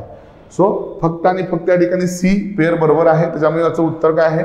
ए आणि बी पेअर त्या ठिकाणी चुकलेली आहे. शाहीच्या पुस्तकामध्ये तुम्हाला हे व्यवस्थित दिलेलं आहे. 11वी-12वीची तुम्ही एन्व्हायरमेंटची पुस्तकं त्या ठिकाणी रेफर करणं काय आहे? आवश्यक आहे. संपूर्ण जगामध्ये जी मेगा डायव्हर्सिटी नेशन्स आहे, ज्या देशांमध्ये खूप जास्त बायोडायव्हर्सिटी आहे, अशा देशांची तुम्हाला यादी दिलेली आहे आणि याच्यातून तुम्हाला काय निवडायचं आहे? चुकीचा पर्याय निवडायचा आहे. प्रश्न क्रमांक 33 एकदा व्यवस्थित बघा आणि तो बघितल्यानंतर तुमच्या लक्षात येईल की या ठिकाणी रशिया आणि श्रीलंका हे जे आहेत या दोन देशांचा समावेश त्या यादीमध्ये होत नाही. म्हणून उत्तर काय आहे? या ठिकाणी पर्याय क्रमांक 3 सी आणि ई. ठीक आहे. पुढे जाऊया. प्रश्न क्रमांक 34 बघा. या ठिकाणी काय म्हटलेलं आहे? केंद्रीय प्रदूषण नियंत्रण मंडळ एक वैधानिक संस्था आहे आणि 1974 मध्ये जल अधिनियम 1974 अंतर्गत त्याची स्थापना करण्यात आली. पहिलं विधान बरोबर आहे. ठीक आहे. हा लक्षात. सेंट्रल पोल्युशन कंट्रोल बोर्ड बद्दल या ठिकाणी तुम्हाला विचारलेलं आहे. आणि सेकंड थिंग काय आहे? या बोर्डची स्थापना कोणा अंतर्गत झाली किंवा कोणा अंतर्गत तिला फंक्शन दिले आहे? तर 1981चा जो वायू प्रदूषण कायदा आहे त्या अंतर्गत तिचे फंक्शन्स काय करण्यात आलेले तर ठरवून देण्यात आलेले आहे. त्याच्यामुळे या ठिकाणी दोन्ही विधानं काय होती तर योग्य होती. आणि सगळ्यात शेवटचा प्रश्न बघा. पुन्हा प्रश्न क्रमांक 35. झूप्लॅन्क्टन्स, नेक्टॉन्स आणि बेंथिक हे काय असतात? झूप्लॅन्क्टन्स म्हणजे काय? छोटे छोटे सूक्ष्म प्राणी आहेत जे समुद्राच्या पृष्ठभागावरती तरंगत असतात आणि जे माशांचं प्रमुख अन्न आहे. नेक्टॉन्स म्हणजे काय? असे समुद्रातले प्राणी जे काय करू शकतात? पोहू शकतात, जे स्वतःची दिशा बदलू शकतात, जसं की मासे आहेत. आणि त्याच्यानंतर बेंथिक म्हणजे काय? असे प्राणी जे समुद्राच्या तळावरती राहतात त्यांना आपण काय म्हणतो? बेंथिक ॲनिमल्स असं म्हणतो. मग इथे जर का तुम्ही बघितलं तर वरील सर्व विधानं काय आहेत या ठिकाणी तर योग्य आहे. रेल लक्षामध्ये. चला थँक्यू सो मच. चला तर सुरू करूयात सामान्य विज्ञान जनरल सायन्सच्या क्वेश्चनपासून. ओके. तर प्रश्न क्रमांक जे आहे 36 पासून आपल्याला सुरुवात होताना दिसून येते. तर पहिला जो प्रश्न दिलेला आहे यामध्ये रुबिस्को.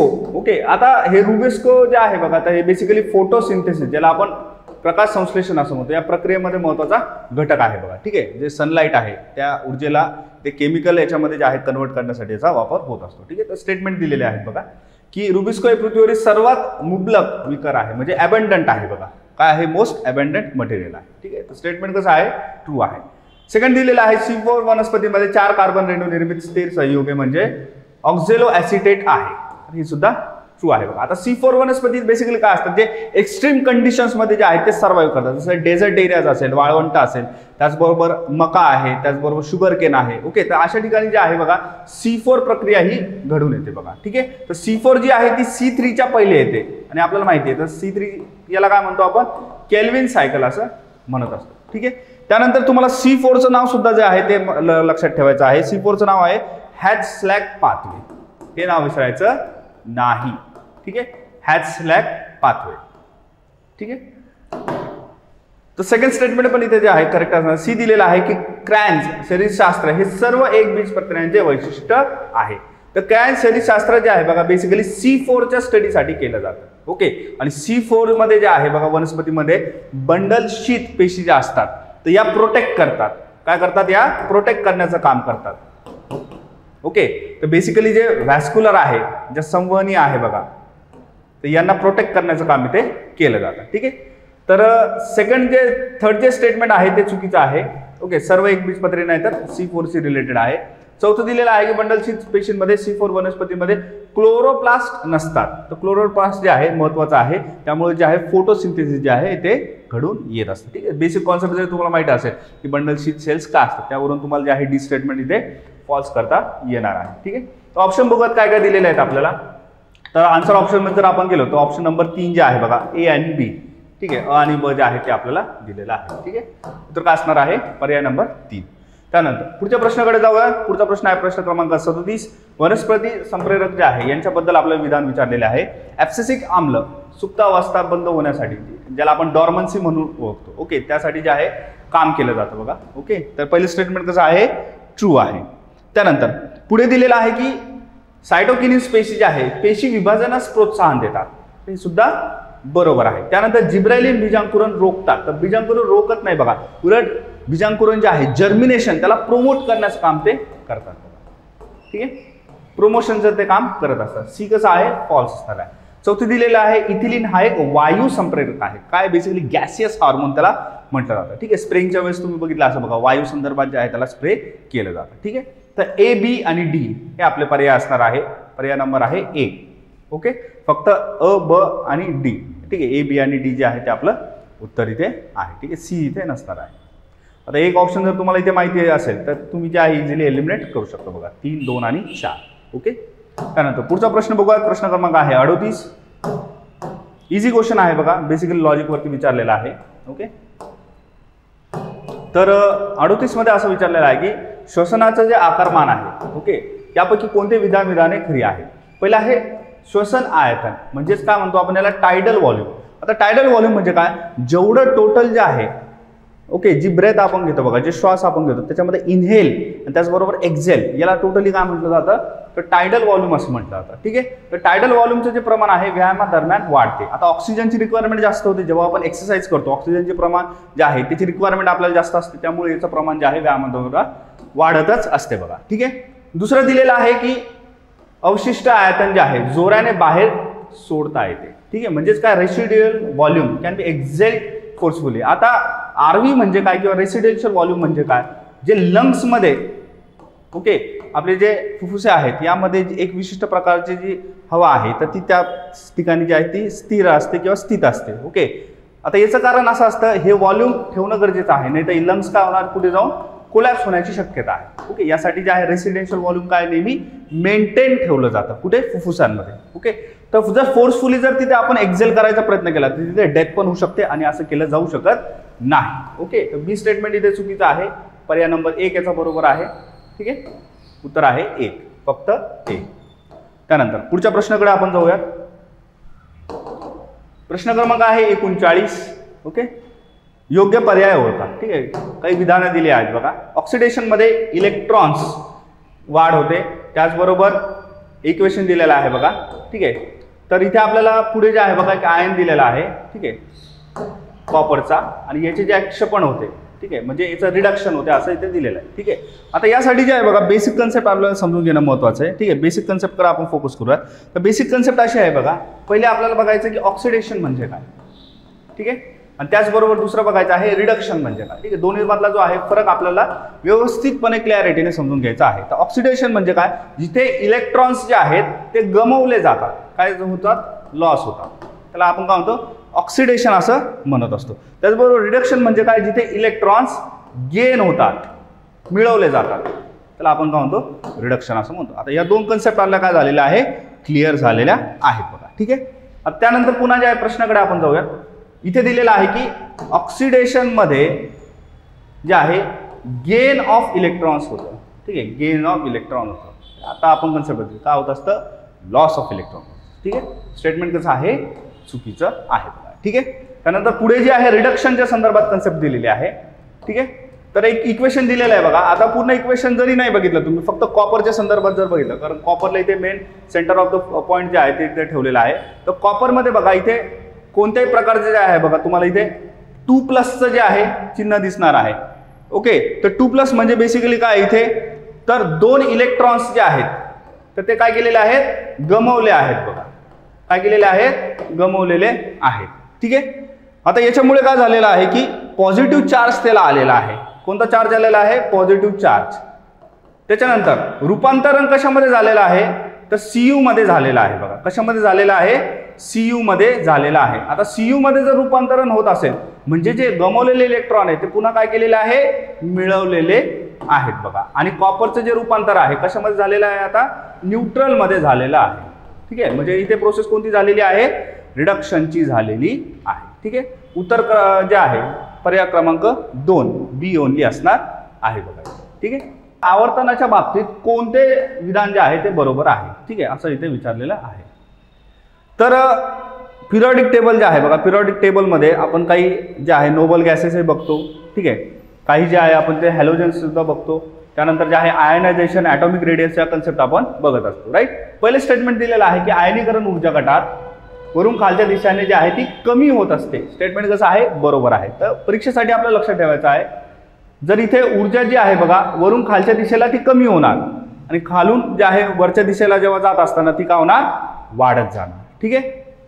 त्यानंतर स्टेटमेंट नंबर बी बघूयात आपण. इथे विचारलेलं आहे की अणुत्रिज्या गटामध्ये वाढते.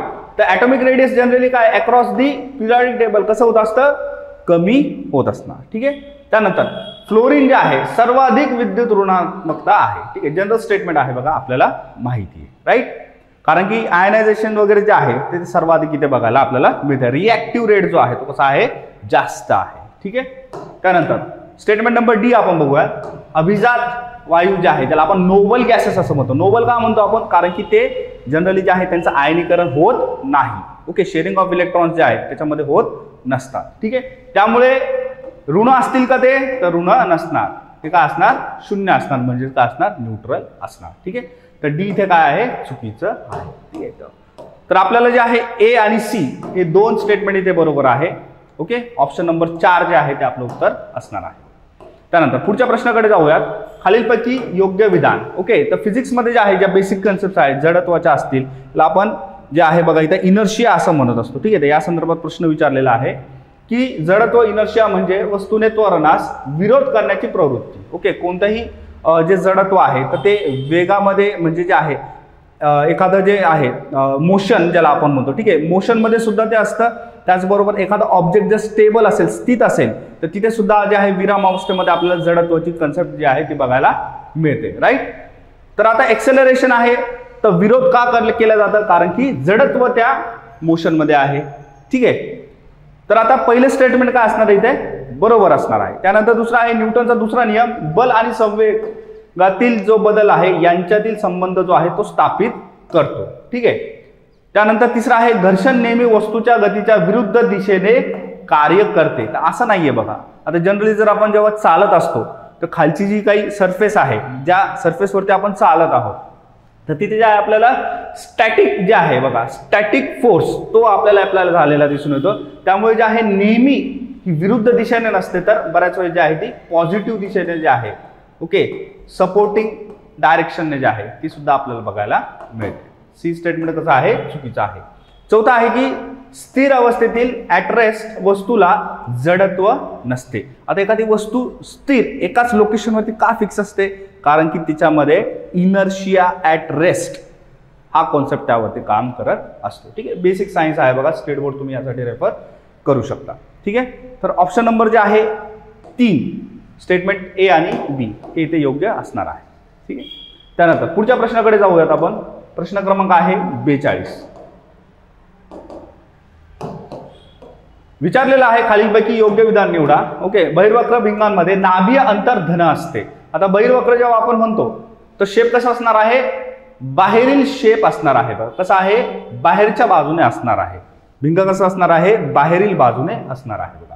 ठीक आहे. तर यामध्ये जनरली आपण बघतो की नाभी अंतर जो कसा असतो, धन पद्धतीचा असतो. स्टेटमेंट पहिला चुकीचा, बरोबर आहे. ठीक आहे. त्यानंतर दुसरं स्टेटमेंट आहे वास्तविक प्रतिमा नेहमी सरळ असते. Okay, a real image is always erect. तर वास्तविक प्रतिमा नेहमी कशी असते?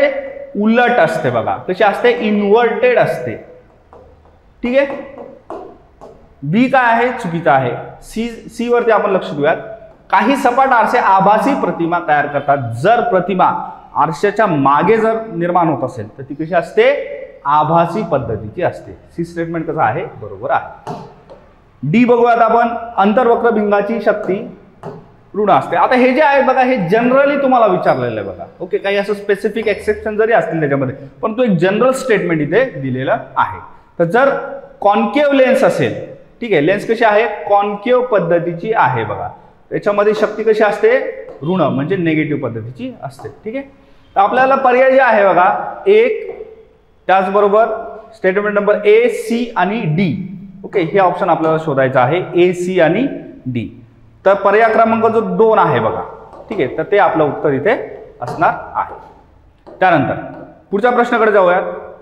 किरणोत्सारी जी प्रक्रिया आहे बघा, ज्याला आपण रेडिएशन म्हणून ओळखतो, याबद्दल जे आहे विधान विचारलेलं आहे.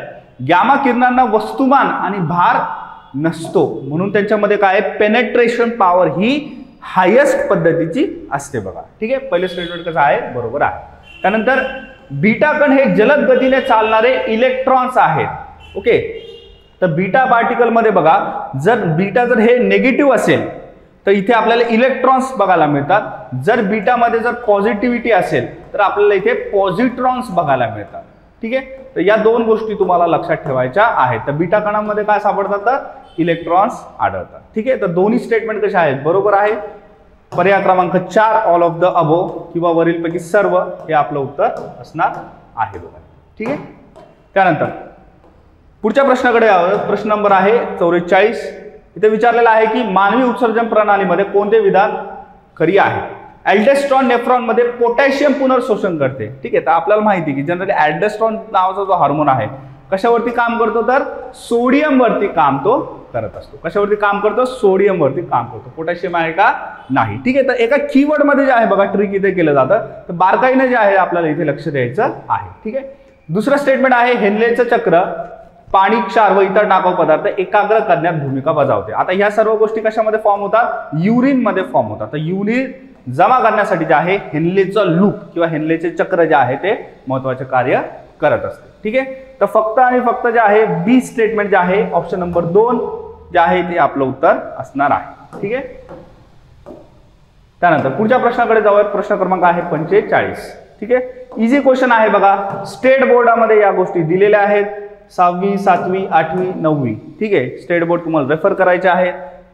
जर तुम्हाला त्याच्यामध्ये अजून डेप्थ जर पाहिजे असेल तर तुम्ही NCERT सुद्धा जे आहे ते रेफर करू शकता. ठीक आहे.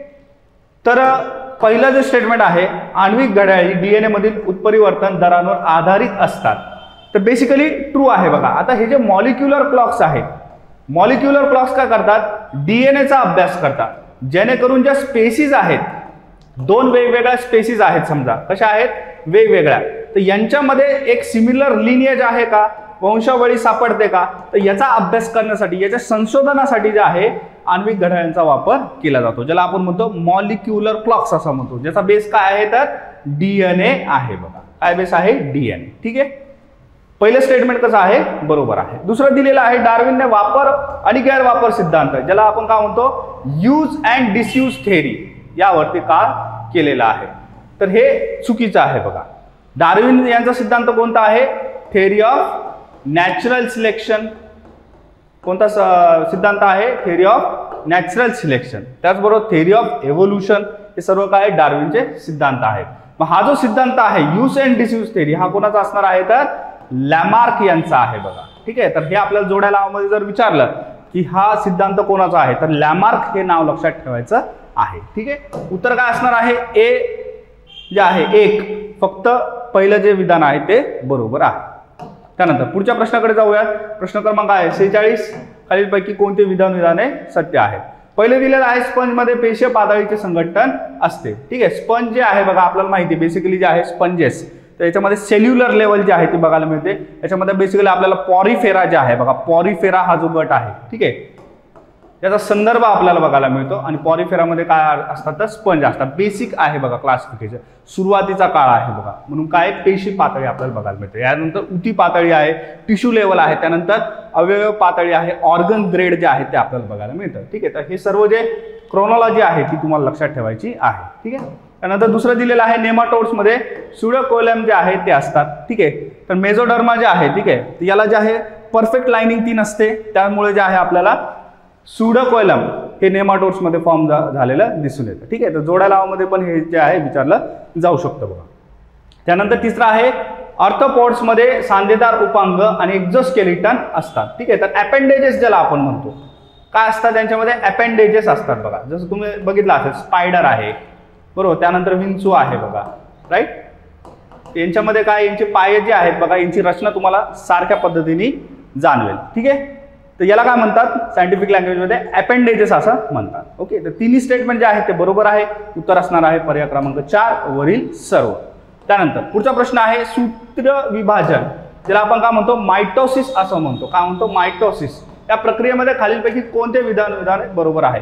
प्रोफेसमध्ये क्रोमॅटिन संकोचन व धाग्यांची स्पिंडल निर्मिती होत असते. ठीक आहे, तर 4 फेज आपल्याला बेसिकली माहिती आहे, राईट. प्रोफेज आहे, मेटाफेज आहे, ॲनाफेज आहे आणि टेलोफेज आहे. त्यानंतर सायटोकिनेसिस लक्षात ठेवायचं, जिथे अंतिम पडाव जो आहे, अंतिम स्टेप जी आहे तर तिथे पार पडते. ठीक आहे, सायटोकिनेसिस. ओके, त्यानंतर पुढे बघा ॲनोफेजमध्ये क्रोमाटाइड विरुद्ध ध्रुवांकडे जाऊन विभाजित होता आणि पुढे जे आहे स्पिंडल फायबर जे आहे सिस्टर क्रोमाटाइड्स फॉर्म करतात. ठीक आहे, म्हणजे 2चे किती होणार आहे इथे 4 होणार आहे. ओके, 2 स्टेटमेंट कशा आहेत बरोबर आहेत. उत्तर असणार आहे पर्याय क्रमांक 4 ऑल ऑफ द अबव. त्यानंतर पुढच्या प्रश्नाकडे आपण जाऊया. प्रश्न क्रमांक आहे 48. खालीलपैकी कोणते विधाने बरोबर आहेत. फेनॉल हे अल्कोहोलपेक्षा अधिक आम्लधर्मी असते. ठीक आहे, तर बेसिकली आपल्याला लक्षात ठेवायचं आहे की रेझोनन्स स्टॅबिलायझेशन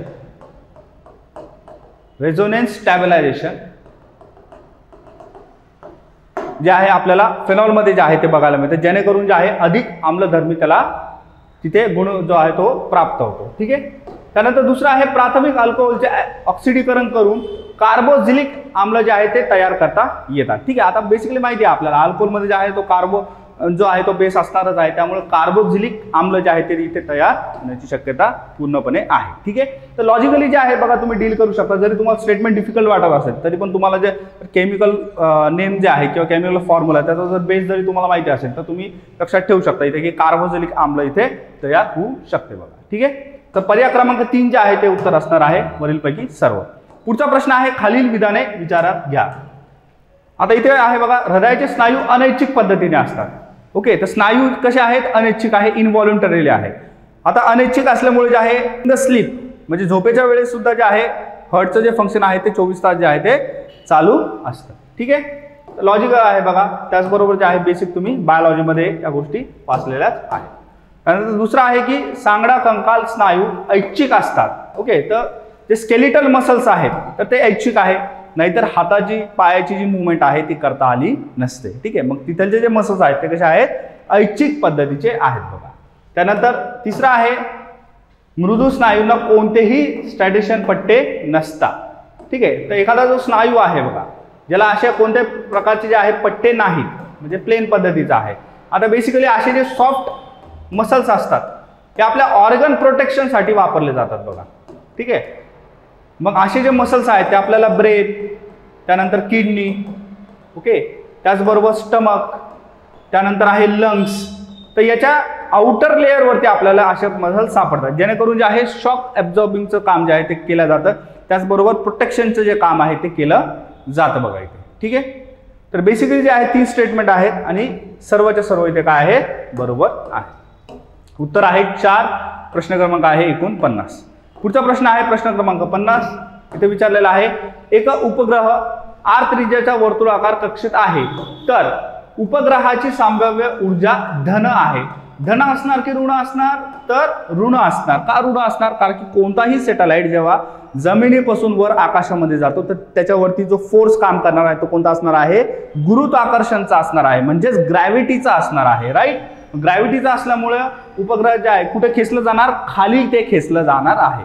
ठीक आहे, तर स्टेटमेंट कसं आहे चुकीचं आहे. त्यानंतर पुढे आहे की यामध्ये एकूण ऊर्जा 0 असते. तर 0 असणार का, तर कशी असणार निगेटिव्ह असणार, म्हणजेच ऋण असणार. का ऋण असणार? पुन्हा तेच रिझन आहे की गुरुत्वाकर्षण काम करत असल्यामुळे फोर्स कसा आहे, ऑपोजिट इथे पुल इथे होणार आहे. ठीक आहे, उत्तर काय असणार आहे, पर्याय क्रमांक 4 वरील पैकी कोणताही नाही. ठीक आहे. त्यानंतर पुढचा प्रश्न आपण बघूया. प्रश्न क्रमांक आहे 51. ठीक आहे. आता बेसिकली बघा, फिजिक्समध्ये जे काही तुम्हाला प्रॉब्लेम्स वगैरे विचारले जातात, ओके, तर त्यावरती हे प्रश्न आहेत. आता जे आहे बघा, तुम्हाला रेझिस्टन्स, ओके, इलेक्ट्रिकल कंडक्टिव्हिटी या चॅप्टरवरती हा प्रश्न विचारलेला आहे. प्रश्न बघूयात आपण. तर इथे विचारलेला आहे, जर 12 व्होल्टवरती 4 ओम व 6 ओम असे 2 रोधक समांतर जोडलेले असतील, समांतर शब्द लक्षात ठेवायचा आहे, तर योग्य विधान निवडा. ठीक आहे. जर समांतर मांडणी असेल तर आपला फॉर्म्युला काय आहे, 1/r टोटल. बरोबर, काय आहे, 1/r टोटल. म्हणजे इथे काय होणार आहे, 4 अधिक 6 यांची काय होणार आहे, बेरीज इथे होणार आहे. ठीक आहे. बेरीज केल्याच्या नंतर जे आहे आपल्याला उत्तर मिळणार आहे 5/12. आणि त्याचबरोबर जे आहे पूर्णपणे आपल्याला टोटल रेझिस्टिव्हिटी किती आहे, तर 12/5 रिव्हर्स इथे होणार आहे. 5 2 10, 2.4 जे आहे इथे उत्तर आपलं असणार आहे. म्हणजे टोटल रेझिस्टिव्हिटी किती आहे, एकूण रोध किती आहे, 2.4 ओमचा आहे. ठीक आहे. त्यानंतर आता एकूण निर्मित झालेली विद्युत धारा म्हणजेच करंट किती आहे, तर करंटचा फॉर्म्युला आपल्याला माहिती आहे. करंटचा फॉर्म्युला काय असणार आहे, I = V/R तो असणार आहे. ठीक आहे. व्होल्टेज आपल्याकडे आहे का, टोटल व्होल्टेज, यस, दिलेला आहे बघा, सुरुवातीलाच दिलेला आहे 12 व्होल्ट. ठीक आहे. तर 12ला कशाने भाग देणार, जो रेझिस्टन्स आपल्याला मिळालेला आहे 2.4 त्याच्याने काय करणार आपण, याला भाग देणार आहे बघा. ठीक आहे. मग भाग दिल्याच्या नंतर आपल्याला जे उत्तर येणार आहे किती येणार आहे, तर 5 इथे येणार आहे. ठीक आहे. किती येणार आहे, 5 एम्पियर आपल्याला उत्तर येणार आहे. तर एकूण निर्मित विद्युत धारा किती आहे, 5 एम्पियर. त्याचबरोबर रोध किती आहे, तर 2.4 ओम. उत्तर काय असणार आहे, पर्याय क्रमांक 3 वरील पैकी सर्व, म्हणजे दोन्ही विधानं कशी आहेत, बरोबर आहेत बघा. ठीक आहे.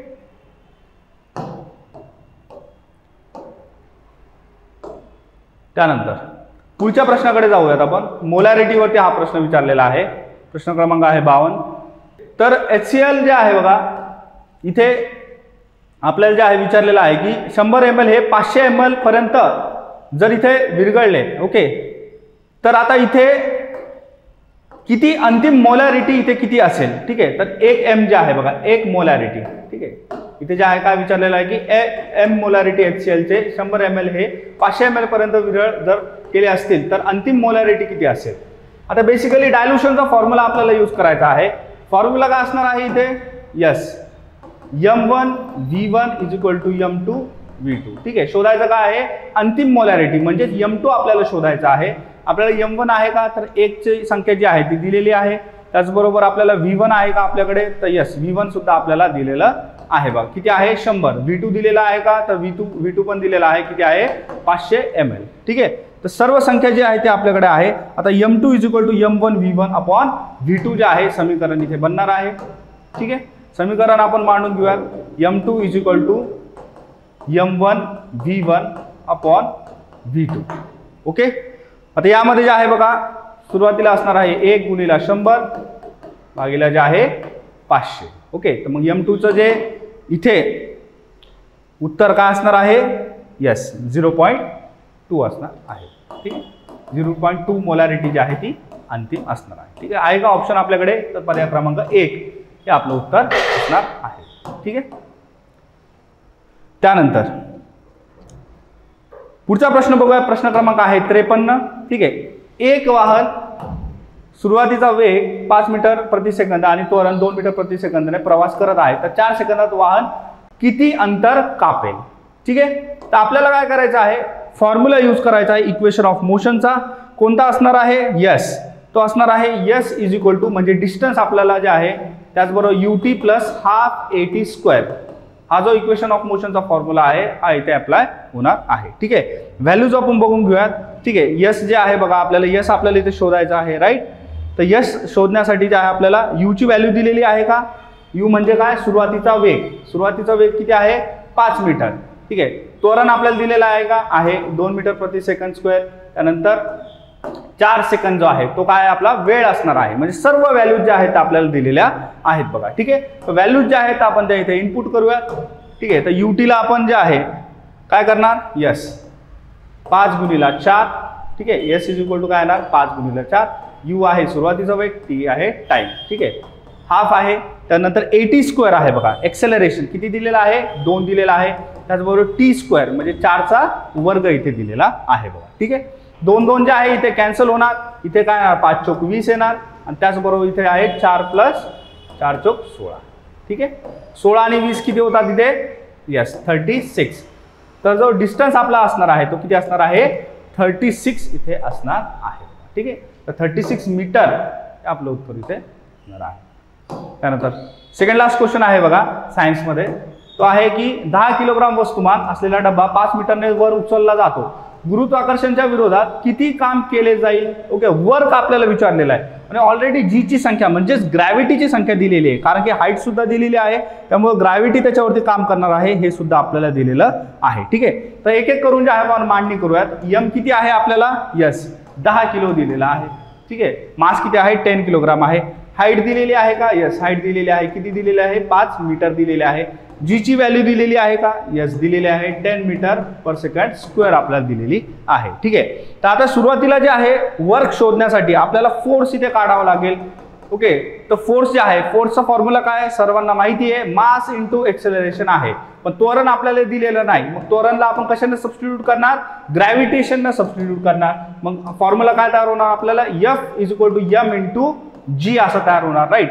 यम आणि जी आपल्याकडे आहे म्हणजेच एफ किती येणार आपलं, F is equal to 10 into 10 किती आलेला आहे, 100 आलेला आहे. किती आलेला आहे फोर्स आपला, 100 आलेला आहे. ठीक आहे. 100 न्यूटन आपलं काय आलेलं आहे, फोर्स आलेला आहे.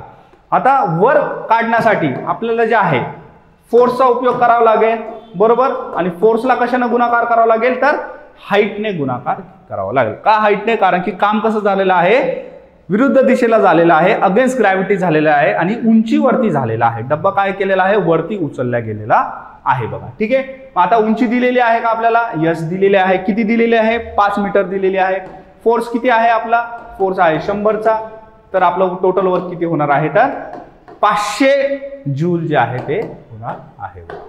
ठीक आहे का आपल्याकडे ऑप्शन, यस ऑप्शन जे आहे क्रमांक 1 500 जूल इथे आन्सर असणार आहे. ठीक आहे.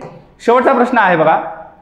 हायड्रोजनच्या पहिल्या कक्षेतील इलेक्ट्रॉनची ऊर्जा -13.6 इलेक्ट्रोवोल्ट आहे, तर दुसऱ्या कक्षेतील ऊर्जा किती आहे. ठीक आहे. इथे बघा बोरचा फॉर्म्युला यूज होणार आहे. कोणाचा फॉर्म्युला यूज होणार आहे, बोर यांचा फॉर्म्युला यूज होणार आहे. ठीक आहे. तर फॉर्म्युला आपण बघूया. तर टोटल नंबर ऑफ जे आहे इलेक्ट्रॉन्स इज इक्वल टू पहिली कक्षा जे आहे आणि n स्क्वेअर. ठीक आहे. E1 आपण जे आहे n स्क्वेअर इथे फॉर्म्युला आपला असणार आहे बघा. ठीक आहे. तर आता आपल्याला n जे आहे n बरोबर 1 पहिल्यामध्ये आपल्याला इलेक्ट्रॉनचा चार्ज दिलेला आहे. किती दिलेला आहे, -13.6 जो आहे आपल्याला इलेक्ट्रॉनिक बोर्ड जो दिलेला आहे. ठीक आहे. 2चं दिलेलं आहे का आपल्याला, 2चं दिलेलं नाही. ठीक आहे. मग आता दुसऱ्या कक्षामध्ये n म्हणजे काय, दुसरी कक्षा. ठीक आहे. मग सबस्टिट्यूट करूयात आपण. E1 ची जी व्हॅल्यू आहे -13.6. ठीक आहे. पुन्हा एकदा जे आहे बघा सबस्टिट्यूट करूयात आपण.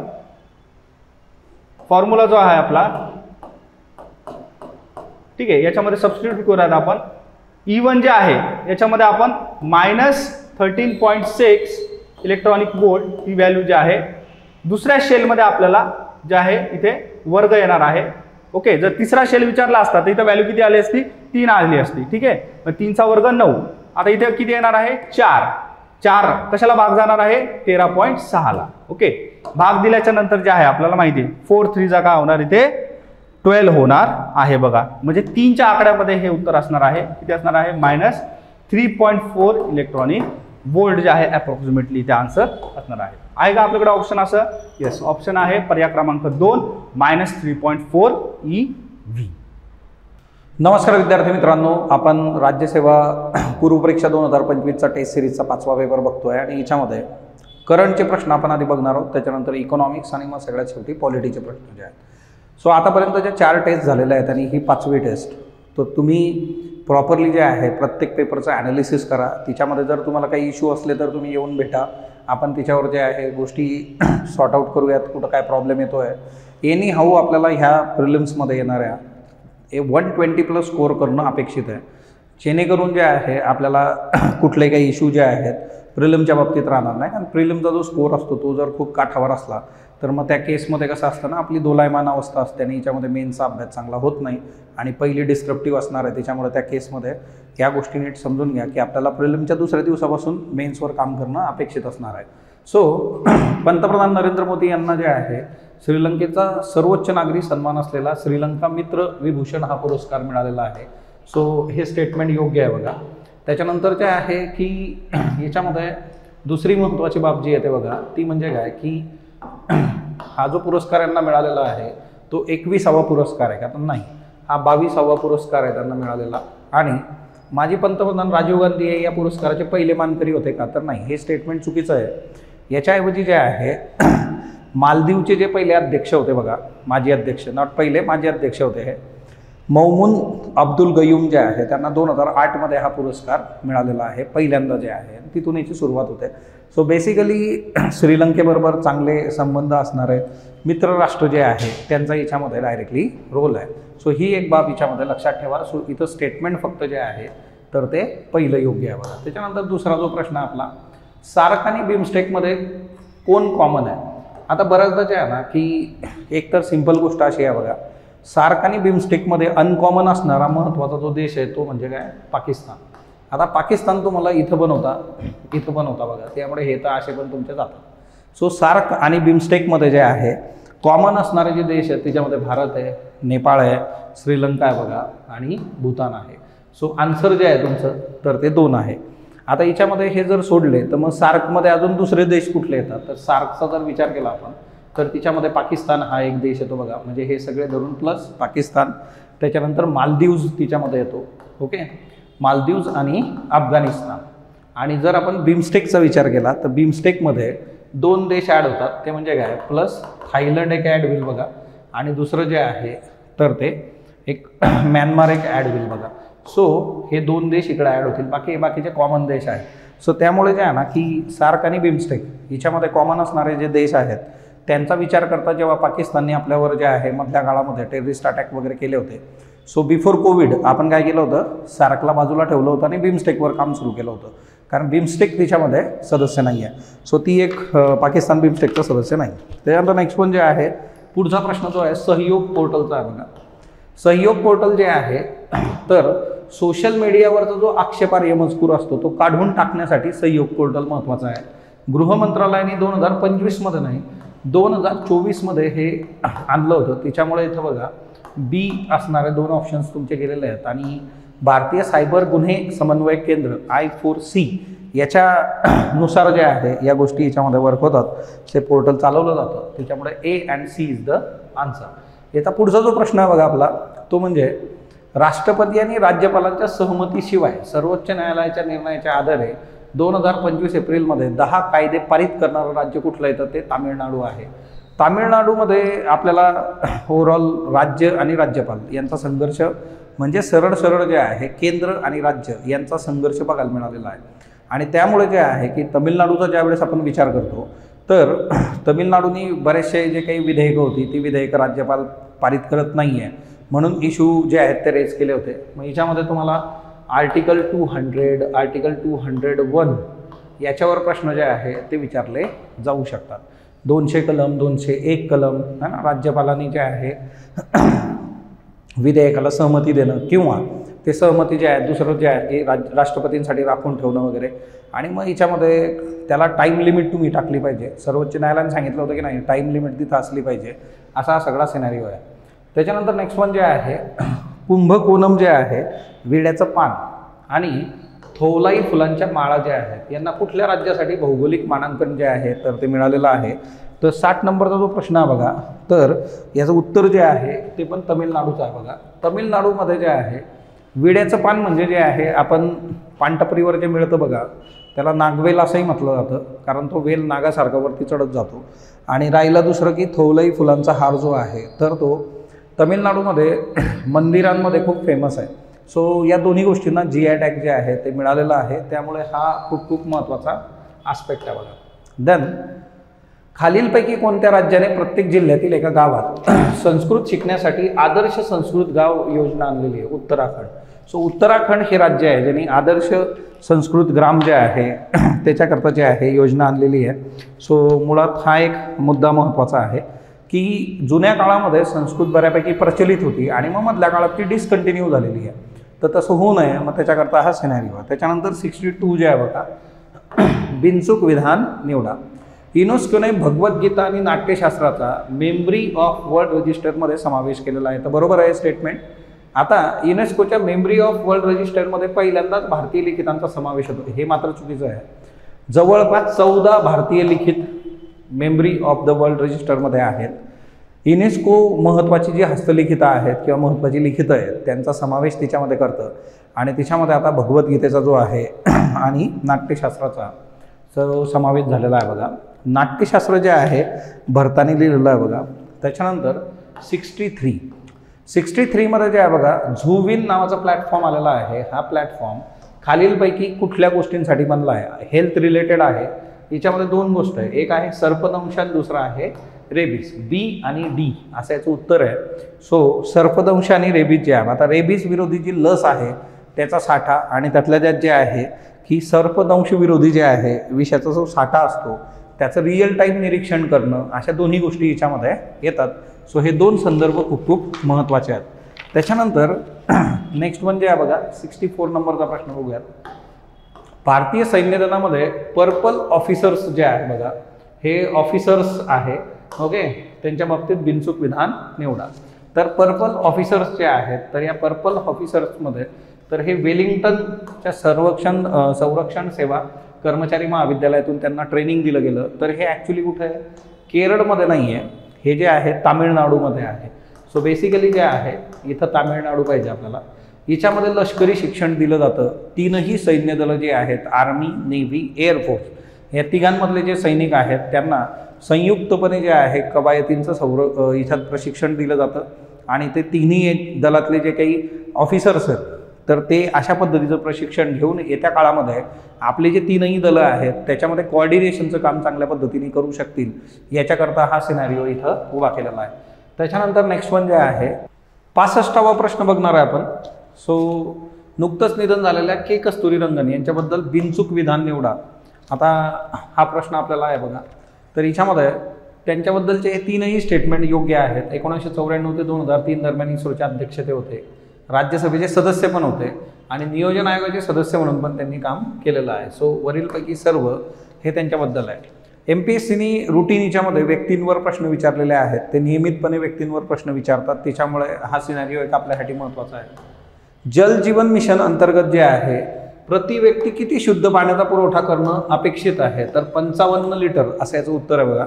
जल जीवन मिशन अंतर्गत तुम्हाला 55 लिटर्स एवढं जे आहे शुद्ध पाणी जे आहे मिळवून देणं अपेक्षित आहे. जल जीवन मिशन याचं टार्गेटच होतं 2024पर्यंत भारतातल्या प्रत्येक रुरल भागातल्या घराला पाण्याचा पुरवठा करणं. आता मग त्या गोष्टी ज्या आहेत त्या बऱ्यापैकी आपण अचीव केल्या आहेत आणि ते येत्या काळामध्ये अजून वाढत जात आहेत. सो तो एक कन्सर्न याच्यामध्ये येतो आहे, परंतु अजून आपलं 100% टार्गेट काही कंप्लीट नाही आलं. सो जल जीवन मिशनच्या बाबतीमध्ये हे लक्षात ठेवा, हे कुणासाठी आहे? रुरल इंडियासाठी आहे. आणि अर्बनसाठी मग काय आहे? तर अर्बन इंडियासाठी अमृत नावाची योजना आहे बघा. सो ती पण एक लक्षात ठेवा की मग शहरी भागाला पाणी पुरवठ्याची योजना कुठली आहे? घरात ना अमृत. त्याच्यानंतर नेक्स्ट वन जो पुढचा प्रश्न बघा, न्यायाधीश B.R. गवई यांच्याबद्दल बिनचूक विधान निवडा. आता सरन्यायाधीश जे आहेत तर ते सरन्यायाधीश पदावर विराजमान होणारे पहिले बौद्ध आहेत आणि हे दुसरे दलित आहेत बघा. पहिले दलित जे होते ते होते justice K.G. Balakrishnan. Okay, so हा एक मुद्दा याच्यामध्ये लक्षात ठेवा. दलित जे आहेत दुसरे आहेत, K.G. बालकृष्णन हे पहिले दलित सरन्यायाधीश. ते भारताचे 51वे जे आहे, तर 51वे नाही 52वे सरन्यायाधीश जे आहे. 23 नोव्हेंबर 2025 पर्यंत त्यांचा कार्यकाळ असणार आहे सरन्यायाधीश पदावर, ते बरोबर आहे. महाराष्ट्रातील नागपूर इथले रहिवासी जे आहेत, तर नागपूर नाही तर ते जे आहे तर ते अमरावती इथले आहेत बघा. ओके, सो अमरावती जे आहे. सो हे स्टेटमेंट बरोबर आहे आपलं, हे स्टेटमेंट बरोबर आहे. सो आन्सर जे आहे A and C. ओके, त्याच्यानंतर पुढचा जो प्रश्न आहे बघा आपला 68 नंबर, अंबाजोगाई हे महाराष्ट्रातलं कवितांचं गाव म्हणून घोषित करण्यात आलेलं आहे, हे बरोबर आहे. आणि अंबाजोगाई इथे आद्यकवी मुकुंदराज यांनी विवेक सिंधू जो आहे तर तो ग्रंथाची रचना इथं केली होती. हे दोन्ही स्टेटमेंट बरोबर आहेत बघा, आणि त्यामुळे त्याला कवितांचं गाव म्हणून आपण घोषित करणार आहे. याच्या आधी आपण पुस्तकांचं गाव घोषित केलेलं आहे. सो तो एक रेफरन्स तुम्ही मला कमेंट बॉक्समध्ये सांगा की पुस्तकांचं गाव कुठं आहे. त्याच्यानंतर आंतरराष्ट्रीय बिग कॅट अलायन्सबद्दल बिनचूक विधान निवडा. आता बघा 2019 मध्ये पंतप्रधान नरेंद्र मोदींनी आंतरराष्ट्रीय बिग कॅटसाठीचा प्रस्ताव ठेवला होता. हे स्टेटमेंट बरोबर आहे. व्याघ्र प्रकल्पाच्या 50व्या वर्धापन दिनानिमित्त एप्रिल 2023 मध्ये अधिकृत सुरुवात झाली, हेही बरोबर आहे. आणि 2023 मध्ये 5 देशांनी या फ्रेमवर्कला मान्यता दिली होती, ज्यात Bharat, Liberia, Eswatini, Somalia, Nicaragua हे होते. आता बिग कॅट अलायन्समध्ये जे आहे कुठल्या कुठल्या कॅट फॅमिलीतल्या प्राण्यांचा समावेश आहे. हिच्यामध्ये बघा टायगर एक आहे, त्याच्यानंतर लॉयन आहे बघा, त्याच्यानंतर लेपर्ड आहे. ओके, आता हे भारतामध्ये टायगर, लायन, लेपर्ड हे सापडतात. त्याच्यानंतर स्नो लेपर्ड भारतामध्ये तुम्हाला बघायला मिळतो बघा, स्नो लेपर्ड पण हिच्यामध्ये आहे.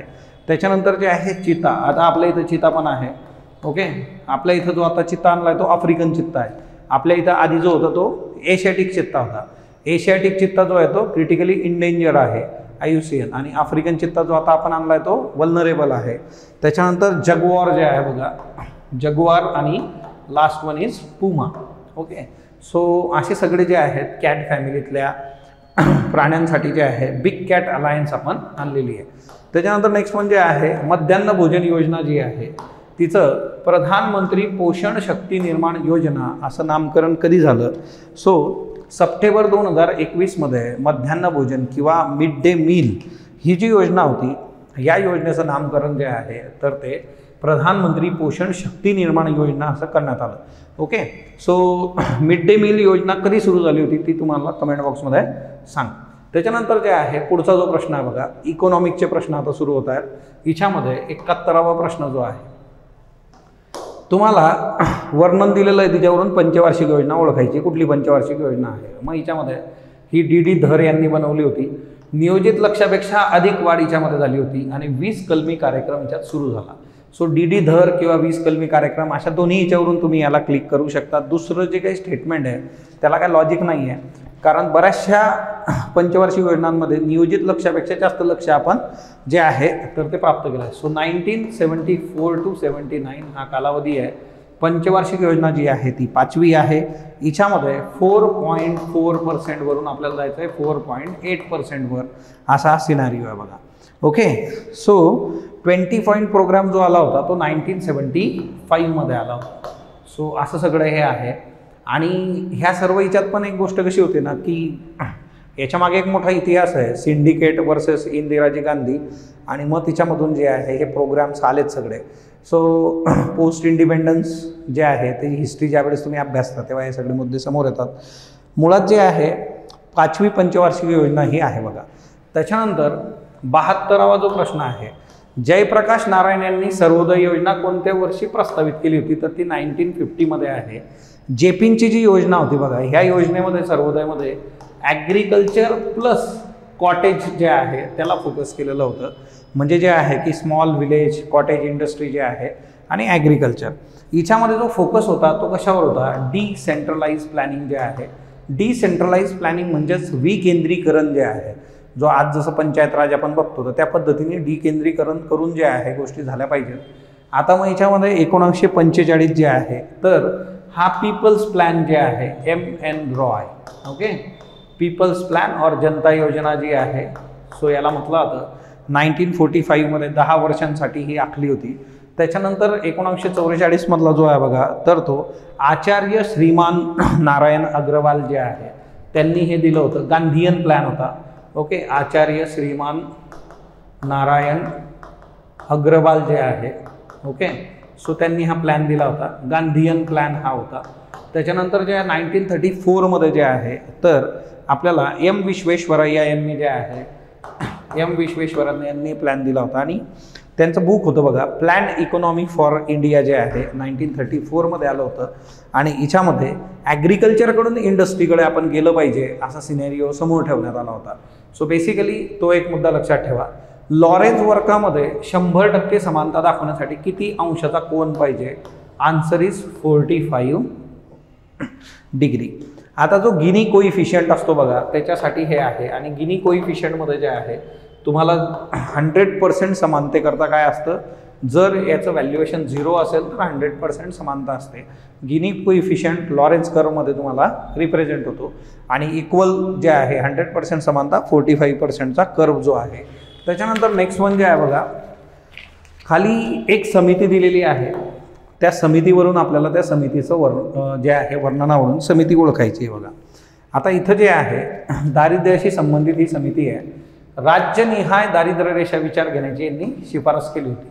स्टेट वाईज तुम्ही जे आहे पॉवर्टी इंडेक्स काढा, पॉवर्टी लाईन काढा, युनिफॉर्म रिकॉल पिरियडचा वापर केला. ग्रामीण भागात कृषी कामगार आणि शहरी भागात औद्योगिक कामगारांचा विचार दारिद्र्य रेषेसाठी यांनी केला होता, आणि प्रति व्यक्ती ग्रामीण भागासाठी 2400 कॅलरी, शहरी भागासाठी 2100 कॅलरी असं त्यांनी सांगितलं होतं. सो ही जी कमिटी आहे ती कमिटी आहे DT लकडावाला समिती. DT लकडावाला समिती 1973-74 मध्ये आलेली समिती आहे. हिच्यामध्ये 54 पॉईंट जे आहे 9% जे आहे, तर एवढं त्याचं जे आहे त्यांनी पॉवर्टीचं पर्सेंटेज त्यावेळेस दिलं होतं.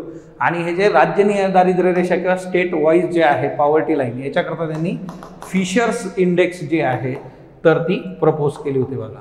ओके, सो असा सगळा हा सिनारिओ आहे. त्याच्यानंतर जे आहे 75 नंबर जे आहे 75%. So gender in equality index 2010 मध्ये संयुक्त राष्ट्र विकास कार्यक्रमाअंतर्गत जे आहे याला सुरुवात झाली. आता आपल्याला योग्य विधानं निवडायची आहे. महिला सशक्तीकरण, प्रजननक्षम आरोग्य, श्रम बाजार सहभाग जे आहे हे निकष याच्यामध्ये जे आहे तर ते वापरले जातात. आणि 2025चा जर विचार केला तर भारताचा क्रमांक 193 देशांमध्ये 108 नंबर इतका आहे. हे सगळे स्टेटमेंट जे आहे तर ते योग्य आहेत बघा. आणि रुटीन MPSCचा ट्रेंड राहिलेला आहे की तुम्हाला हे आकडे विचारतात, त्या वर्षातले निर्देशांक विचारतात. सो तिच्यामध्ये भारताचा रँक विचारतात, तर तो मुद्दा लक्षात ठेवा. GST कंपोजिशन स्कीम अंतर्गत जे आहे जो काही सर्व्हिस सेक्टर आहे त्या सर्व्हिस सेक्टरसाठी टर्नओव्हर किती सांगितलेला आहे, तर तो टर्नओव्हर आहे 50 लाख. आता इथं 1.5 कोटी पण आहे बघा. हा 1.5 कोटी कुणाला आहे? मॅन्युफॅक्चरिंग सेक्टरला आहे. सो वस्तू निर्माणासाठी जे आहे 1.5 कोटी एवढं जे आहे टर्नओव्हर तुम्हाला सांगितलेलं आहे बघा. सो ही एक बाब हिच्यामध्ये लक्षात ठेवा. त्याच्यानंतर नेक्स्ट वन जे आहे पुढचा जो मुद्दा येतो बघा आपला तो म्हणजे 77. भारतीय नाणे कायदा 1906 नुसार आपण 1000 रुपयापर्यंतचं नाणं काढू शकतो, बरोबर आहे. आणि भारतीय रिझर्व्ह कायदा 1934 नुसार 10,000 रुपयापर्यंतचं कागदी चलन जे आहे तर ते काढू शकतो. A आणि B असे दोन्ही स्टेटमेंट जे आहेत तर ते इथं योग्य आहेत बघा. ओके, नाबार्डबद्दल बिनचूक विधान निवडा. आता नाबार्ड जे आहे बघा 2019 मध्ये नाबार्डची पूर्ण मालकी भारत सरकारकडे आली होती, बरोबर आहे. नाबार्डचं मुख्यालय मुंबईला आहे आणि 12 जुलै 1982 मध्ये B शिवरामन समितीमुळे जे आहे नाबार्डची स्थापना झाली. नाबार्डवर विशेष प्रेम MPSCचं राहिलेलं आहे. तुम्ही जर गतवर्षीच्या प्रश्नपत्रिका बघितल्या तर नाबार्डवर तुम्हाला प्रचंड प्रश्न सापडतात. नाबार्डची स्थापना कधी झाली हा तर एक खूप वर्षापूर्वीचा एकदम आवडीचा प्रश्न होता. सो याचं उत्तर जे आहे सर्व स्टेटमेंट नाबार्डबद्दलची जी आहे ती बरोबर आहेत. त्याच्यामुळे उत्तर जे आहे आपलं तर ते 4 आहे वरील सर्व. ओके, आणि हिच्यामध्ये पण एक आहे की डिस्कशनमध्ये समजा एखादं उत्तर एखाद्या आन्सर कीमध्ये समजा जर आणि इथं वेगळं असलं तर एक गोष्ट लक्षात ठेवा की इथले डिस्कशनमधलेच उत्तरं तुम्हाला कन्सिडर करायचे आहेत. ओके, सो ती एक गोष्ट प्रत्येकाने लक्षात ठेवा. बॅड बँकेबाबत जे आहे योग्य विधान निवडा. आता खरं तर बॅड बँकेला बॅड बँक आपण म्हणतो, पण ती चांगली बँक आहे. ती काय करते, आपल्या ज्या इतर बँका आहेत त्यांचं जे NPA असतं म्हणजे त्यांचं जे बुडीत कर्ज आहे ते बुडीत कर्ज स्वतःकडे घेते, त्यालाच आपण जे आहे बॅड बँक असं म्हणतो. आता बॅड बँक जी आहे ही संकल्पना आपले अरविंद सुब्रमण्यम यांनी 2017 मध्ये समोर ठेवली होती. मुख्य आर्थिक सल्लागार होते ते. आणि दुसरं जे आहे की बुडीत कर्जाला बॅड बँकेला ते विकलं जातं. सो हे दोन्ही गोष्टी ज्या आहेत त्या बरोबर आहे की सगळे जे काही NPA नॉन परफॉर्मिंग ॲसेट आहे ते बॅड बँक स्वतःकडे घेते. म्हणजे बाकीच्या बँकांचा जो काही बॅलन्स शीट आहे तो क्लिअर होतो. नाही तर मग तिथं दिसतं की ही बँक किती डबघाईला आलेली आहे, ही किती लॉसमध्ये आहे. ओके, 80 जे आहे बघा 2020 मध्ये QR कोडच्या डिजिटल व्यवहारांच्या ज्या आहे प्रक्रियेसंदर्भात कोणत्या समितीची स्थापना करण्यात आली होती. आन्सर इज दीपक पाठक समिती. आता इथं जर तुम्ही बघितलं की पहिलं जे आहे बघा नंदन निलेखनी जे आहे, तर याच्यामध्ये काय आहे की डिजिटल पेमेंट्स जे आहेत आपले, तर ते डिजिटल पेमेंट्स अजून चांगले व्हावे याच्यासाठी नंदन निलेखनी समिती आहे बघा. PK मोहंती समितीचा जर विचार केला तर ही कशा संबंधीची आहे की गाईडलाईन्स आणि ओनरशिप, प्रायव्हेट बँका ज्या आहेत त्या प्रायव्हेट बँकांची ओनरशिप असेल त्यांच्यासाठीचे गाईडलाईन असेल त्याच्यासाठीचे हे आहे. आणि सुरजित भल्ला समिती जी आहे तर ही ब्लॅक मनीच्या बाबतीमध्ये एलिफंट बॉन्ड्स जे आहेत, ओके, त्याच्या संबंधीची ही समिती आहे ब्लॅक मनी. ओके, सो बेसिकली जे आहे ह्या समित्या लक्षात ठेवा. त्याच्यानंतर किमान आधारभूत किमतीमध्ये समाविष्ट रब्बी पिकांना ओळखा. आता आपली जी MSP आहे तिच्यामध्ये मसूर आणि गहू हे 2 रब्बी पिकं आहेत बघा. मसूर गहू बरोबर जे आहे बार्ली हिच्यामध्ये येतं. रब्बीमध्ये टोटल 6 आहेत बघा. बार्ली एक आहे, त्याच्यानंतर ग्राम आहे, त्याच्यानंतर एपसीड मस्टर्ड आहे किंवा सनफ्लॉवर जे आहे. सो बेसिकली जे आहे बाकीचे तर ते खरीपमध्ये जातात, बाजरी, रागी, कापूस. सो उत्तर जे आहे A आणि D. आंतरराष्ट्रीय नाणेनिधीबद्दल बिनचूक विधान निवडा. भारत आंतरराष्ट्रीय नाणेनिधीनुसार कमी उत्पन्न असलेला देश नाही, बरोबर आहे. आंतरराष्ट्रीय नाणेनिधी सर्वाधिक कोटा चीनचा आहे का? नाही, US म्हणजे अमेरिकेचा आहे. सर्वात कमी कोटा जो आहे तो तुवलू या देशाचा आहे. सो हे दोन्ही स्टेटमेंट बरोबर आहेत, पण सर्वाधिक कोटा जो आहे तो अमेरिकेचा आहे बघा.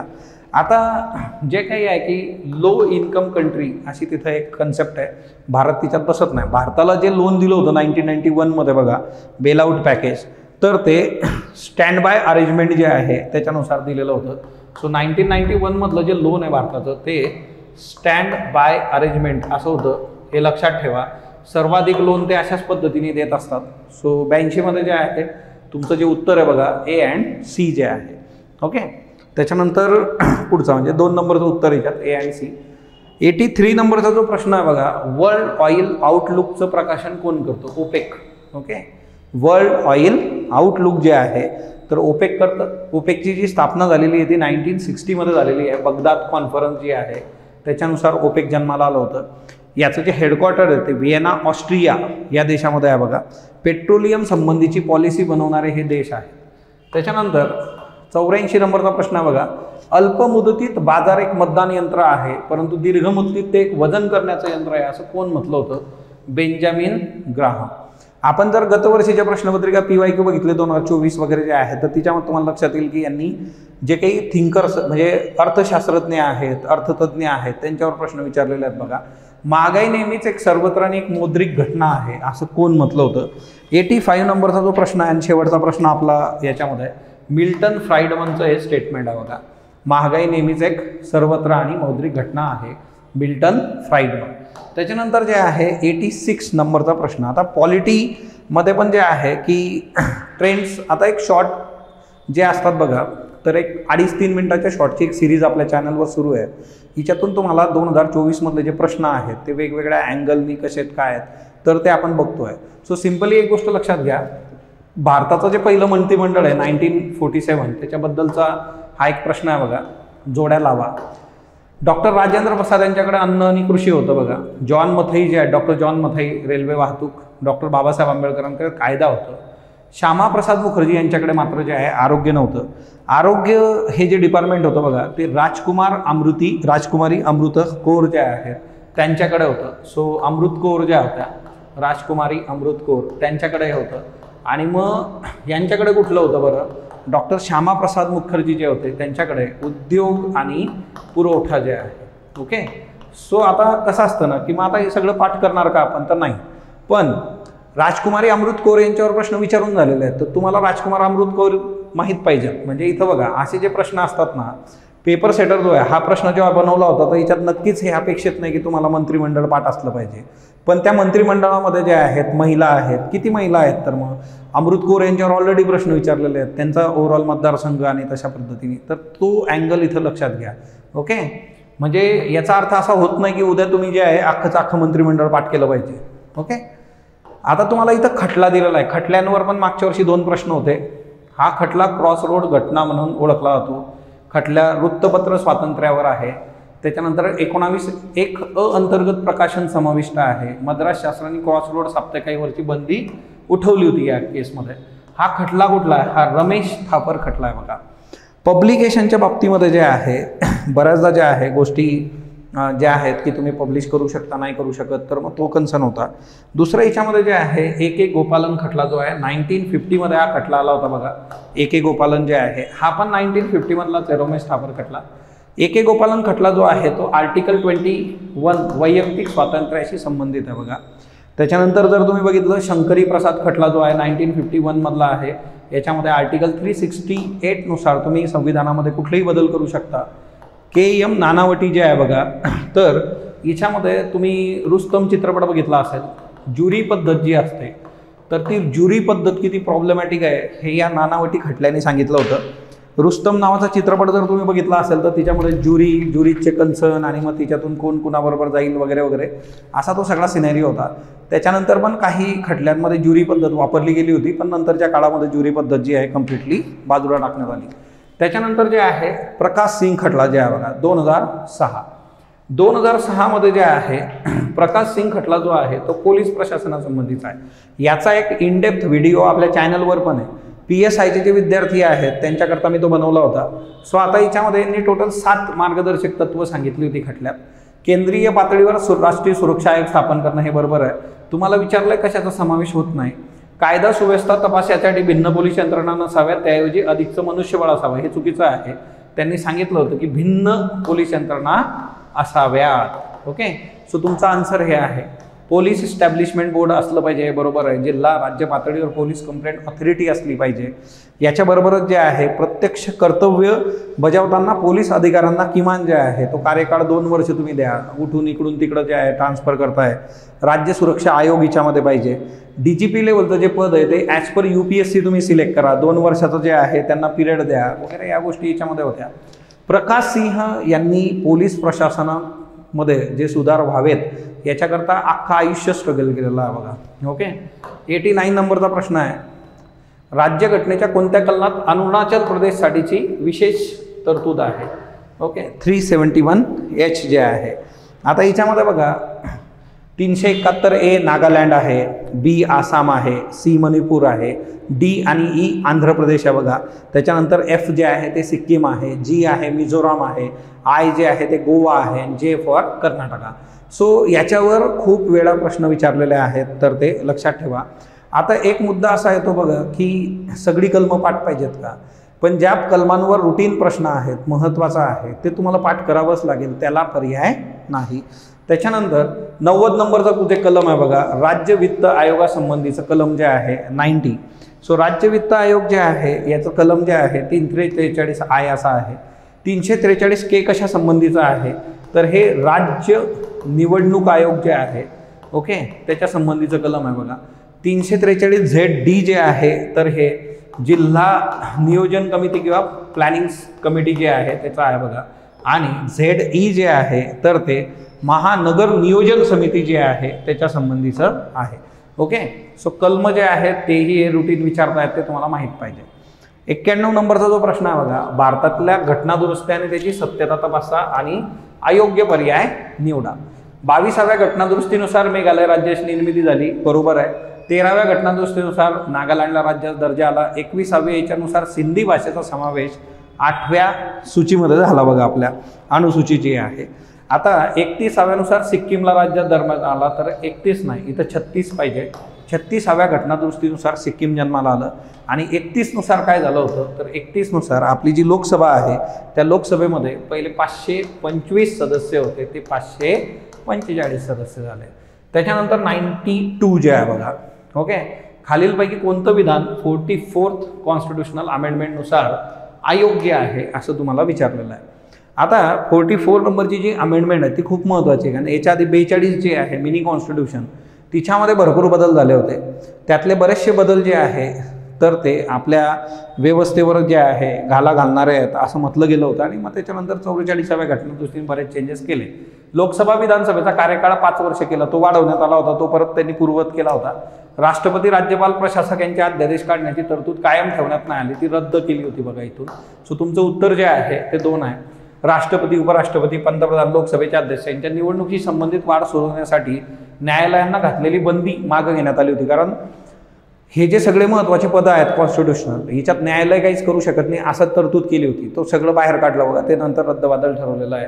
मूलभूत हक्कांच्या यादीतून मालमत्तेचा हक्क वगळलेला आहे बघा. सो 2 जे आहे. त्याच्यानंतर नेक्स्ट वन जे आहे 97 कॉन्स्टिट्यूशनल अमेंडमेंट ॲक्ट जे आहे, सहकारी संस्थांना घटनात्मक दर्जा आणि संरक्षण याच्यात दिलेलं आहे. घटनादुरुस्तीने सहकारी संस्थांमध्ये कोणते बदल जे आहे तर ते केले. तर सहकारी संस्था स्थापन करण्याचा मूलभूत हक्क झाला बघा. आर्टिकल 19 नुसार जे आहे आपल्याला हा जो हक्क आहे तो मिळालेला आहे. आपण सहकारी संस्था ज्या आहेत त्या स्थापन करू शकतो. सहकारी संस्थांना प्रोत्साहन देणं राज्याचे मार्गदर्शक तत्व जे आहे 43B जे आहे बघा. आणि सहकारी संस्था हा भाग जो आहे तो घटनेमध्ये समाविष्ट आला 9B जे आहे. सो सगळंच सगळं याच्यामध्ये बरोबर आहे. आता सहकारी संस्था ज्या आहेत त्याच्या बाबतीमध्ये एक गोष्ट तुम्ही सर्वांनी लक्षात ठेवा, ही जी 97वी घटनादुरुस्ती आलेली आहे बघा 2011 मध्ये आली होती. आता सध्या सहकारी ज्या काही सहकार मंत्रालय आहे त्यांनी पहिलं सहकाराचं धोरण आणलेलं आहे प्रॉपर, तिथं तुम्हाला प्रश्न विचारले जाण्याचे चान्सेस जास्त आहेत. त्याच्यानंतर 94 नंबरचा प्रश्न, पेसा कायदा जो आहे 1996 त्याची वैशिष्ट्ये कुठली आहेत? आदिवासी समुदायाच्या परंपरा आणि रूढी जपणं संवर्धन करणं बरोबर आहे. पंचायती संबंधी घटनात्मक तरतुदी आवश्यक सुधारणांसह अनुचित प्रदेशांना लागू करणं अनुसूचित जे आहे. तर याच्यामध्ये जे आहे 94 नंबरचा जो प्रश्न आहे बघा, तर इथं जे आहे की इथं आवश्यक सुधारणांसह जे आहे लागू करणं हे बरोबर आहे बघा. याच्यामध्ये जे आहे दुसरं जे आहे की आदिवासी समुदायाला जे आहे स्वयंप्रशासन प्रदान करणं हेही बरोबर आहे. आणि आदिवासी समुदायाच्या गरजा लक्षात घेऊन त्याच्यासाठी पंचायत संस्थांना सक्षम करणं हेही बरोबर आहे बघा. त्याच्यामुळे वरील 4 जे आहे. सो एकंदर जे आहे 4 याचं उत्तर आहे बघा. 94 जे आहे त्याचं उत्तर जे आहे तर ते 4 आहे. त्याच्यानंतर जे आहे ओव्हरऑल 95 नंबरचा प्रश्न आहे बघा आपला. ओके 95 पंचायत राज संबंधित थंगन समिती जी आहे तिच्या संबंधीचा प्रश्न आहे. तुम्हाला थंगन संपत्तीबद्दल जे आहे अयोग्य विधान विचारलेलं आहे बघा. सो 1998 मध्ये नाही, ही आली होती 1988 मध्ये. यांनी कार्यकाळ पंचायत राजचा 5 वर्ष असावा शिफारस केली होती बरोबर. आणि कामकाज कमाल 1 वर्षासाठी नाही 6 महिने त्याच्याकरता बरखास्त करावे हा सिनेरिओ होता. जिल्हा परिषदी या व्यवस्थेतील शिखर संस्था असावी अशी शिफारस होती. सो इथं तुम्हाला अयोग्य विधान निवडला A आणि C हे 2 अयोग्य आहेत बघा. त्याच्यानंतर जे आहे 96 नंबरचा जो प्रश्न आहे बघा आपला, शहरी स्थानिक संस्थांना महसूल मिळण्याचे स्रोत कुठले कुठले आहेत? यांना महसूल कर, करेतर महसूल, अनुदान, निधींचं हस्तांतरण, कर्ज सगळ्या ठिकाणून जे आहे महसूल मिळतो. जे शहरी याच्यासाठी टॅक्सेशन आहे तो मुद्दा आहे. करेतर महसूल जे आहे बघा अदर दॅन टॅक्सेशन जे आहे फीज वगैरे जे आहे त्या गोष्टी आहेत. गव्हर्नमेंट अनुदान देतं, निधींचं हस्तांतरण जे आहे बघा राज्य सरकारकडून वगैरे, आणि कर्ज पण हे घेऊ शकतात. कर्ज घेण्यासाठी यांना शासनाची जे आहे मंजुरी गरजेची असते बघा. त्याच्यानंतर 97 जे आहे की कलम 117 नुसार 17(1) नुसार जे आहे मांडलं जाणारं जे वित्तविषयक विधेयक आहे बघा, तर ते जे आहे आता इथं जे आहे ना इथं 3 पाहिजे बघा ॲक्च्युली जे आहे. ओके 117(3) नुसार मांडलं जाणारं वित्तविषयक विधेयक राष्ट्रपतींच्या संमतीने मांडलं जातं. सो आता हे विधेयक 2 जे आहे तर हे राष्ट्रपतींच्या संमतीने मांडलं जातं. पहिलं जे आहे बघा 117(1) ते मांडलं जातं. 117(1) नुसार मांडलं जाणारं वित्त विधेयक जे आहे केवळ 110शी संबंधित आहे तर नाही, हे 110शी नाही, याच्याबरोबरच याच्यामध्ये सर्वसाधारण विधेयक जे आहे त्याच्या पण तरतुदी असतात बघा. सर्वसाधारण विधेयकाच्या फक्त केवळ हा शब्द प्रॉब्लेम आहे, त्याच्याने हे दोन्ही स्टेटमेंट जे आहेत तर ते चुकीचे आहेत. सो हा एक मुद्दा याच्यामध्ये लक्षात ठेवा. ओके सो इथं जे आहे 3 आहे बघा, हे नॉट 2. ओके 113(3) दोन्ही स्टेटमेंट चुकीचे आहेत. त्याच्यानंतर जे आहे 98 नंबर, सिक्कीमच्या विधानसभेत काही सदस्य अप्रत्यक्षपणे निवडले जातात. 98 नंबर जे आहे बघा तर याच्यामध्ये काही सदस्य जे आहेत तर ते सिक्कीम बरोबरच एक दुसरी विधानसभा पण आहे बघा, तर ती जी आहे ती नागालँडची आहे. इथं पण अशाच पद्धतीने जे आहे काही अप्रत्यक्षपणे निवडले जातात. अरुणाचलच्या विधानसभेची कमीत कमी संख्या जी आहे तर ती 30 आहे. ॲक्च्युली कमीत कमी 60 आणि जास्तीत जास्त 500 हे स्टेटमेंट बरोबर आहे, पण मग इथली लोकसंख्या आणि त्या सगळ्यांचा विचार करता जे आहे इथं 30च आहे. अरुणाचल बरोबर जे आहे इथं सिक्कीम पण आहे बघा, आणि याच्याबरोबरच जे आहे गोवा राज्यसुद्धा आहे. सो हा एक रेफरन्स याच्यामध्ये लक्षात ठेवा. बरं याच्याबरोबरच तुम्ही लक्षात ठेवा मिझोरामसाठी कमीत कमी जी आहे ती 40 आहे बघा, आणि नागालँडसाठी जे आहे तर ती 46 आहे. ओके, सदस्य संख्या. सो हा सिनॅरिओ एक महत्त्वाचा आहे. देन नेक्स्ट वन जे आहे, खालीलपैकी कोणता निकष राष्ट्रपती निवडीसाठी पात्रता म्हणून विचारात घेतला जात नाही. 35 वर्ष बरोबर आहे, भारताचे नागरिक बरोबर आहे, लोकसभा सदस्य म्हणून निवडून येण्यास पात्र पाहिजे, लाभाचं पद धारण केलेलं असावं, हे चुकीचं आहे बघा. सो चौथा जो आहे तो चुकीचा आहे. लाभाचं पद जर तुमच्याकडे असेल तर तुम्हाला पद कुठलंही मिळत नाही कॉन्स्टिट्यूशनल. सो ते एक लक्षात ठेवा. आणि सगळ्यात शेवटचा प्रश्न विशाखा खटल्यासंबंधीचा आहे. कामाच्या ठिकाणी महिलांचा लैंगिक छळ हा कलम 15 आणि 21चा भंग आहे असं म्हटलं, आणि याच्यामुळे जे आहे महिलांचा लैंगिक छळ प्रतिबंध मनाई निवारण कायदा 2013 जो आहे तो पारित करण्यात आला. दोन्ही स्टेटमेंट याच्यामध्ये योग्य आहेत. सो बेसिकली जे आहे तुम्ही 5वी टेस्ट जी आहे सिन्सिअरली दिली असेल. एक गोष्ट लक्षात घ्या बघा, जेव्हा तुम्ही ह्या सगळ्या टेस्ट कंडक्ट आपण करतोय आणि तुम्ही सिन्सिअरली देताय, तर एक गोष्ट असते की टेस्ट प्रॉपरली 2 तास तुम्ही करणं. जी लोक ऑनलाईन आहे, जी लोक ऑफलाईन येत आहेत त्यांच्यासाठी तर ती कंडिशन इथं डायरेक्टली अप्लाइडच होते. सो सर्वांनी खूप सिन्सिअरली हे फॉलो करा. येत्या काळामध्ये तुम्हाला जे आहे की तुमचा स्कोर, टाईम मॅनेजमेंट, सगळ्या गोष्टी याच्यातून खूप प्रॉपरली अटेम्प्ट करणं, तर ते वर्क होत जातं. आणि याच्यासाठीचं पण एक खूप इनडेप्थ सेशन जे आहे की तुमची स्ट्रॅटेजी कशी असली पाहिजे, कसा स्कोर आपण इम्प्रूव्ह करायचा, तर ते मी घेऊन येणार आहे. सो ते तुम्हाला लवकरच जे आहे तर ते आपल्या यूट्यूब चॅनलवर मिळेल. So thank you all of you. भेटूयात नेक्स्ट सेशनमध्ये. धन्यवाद.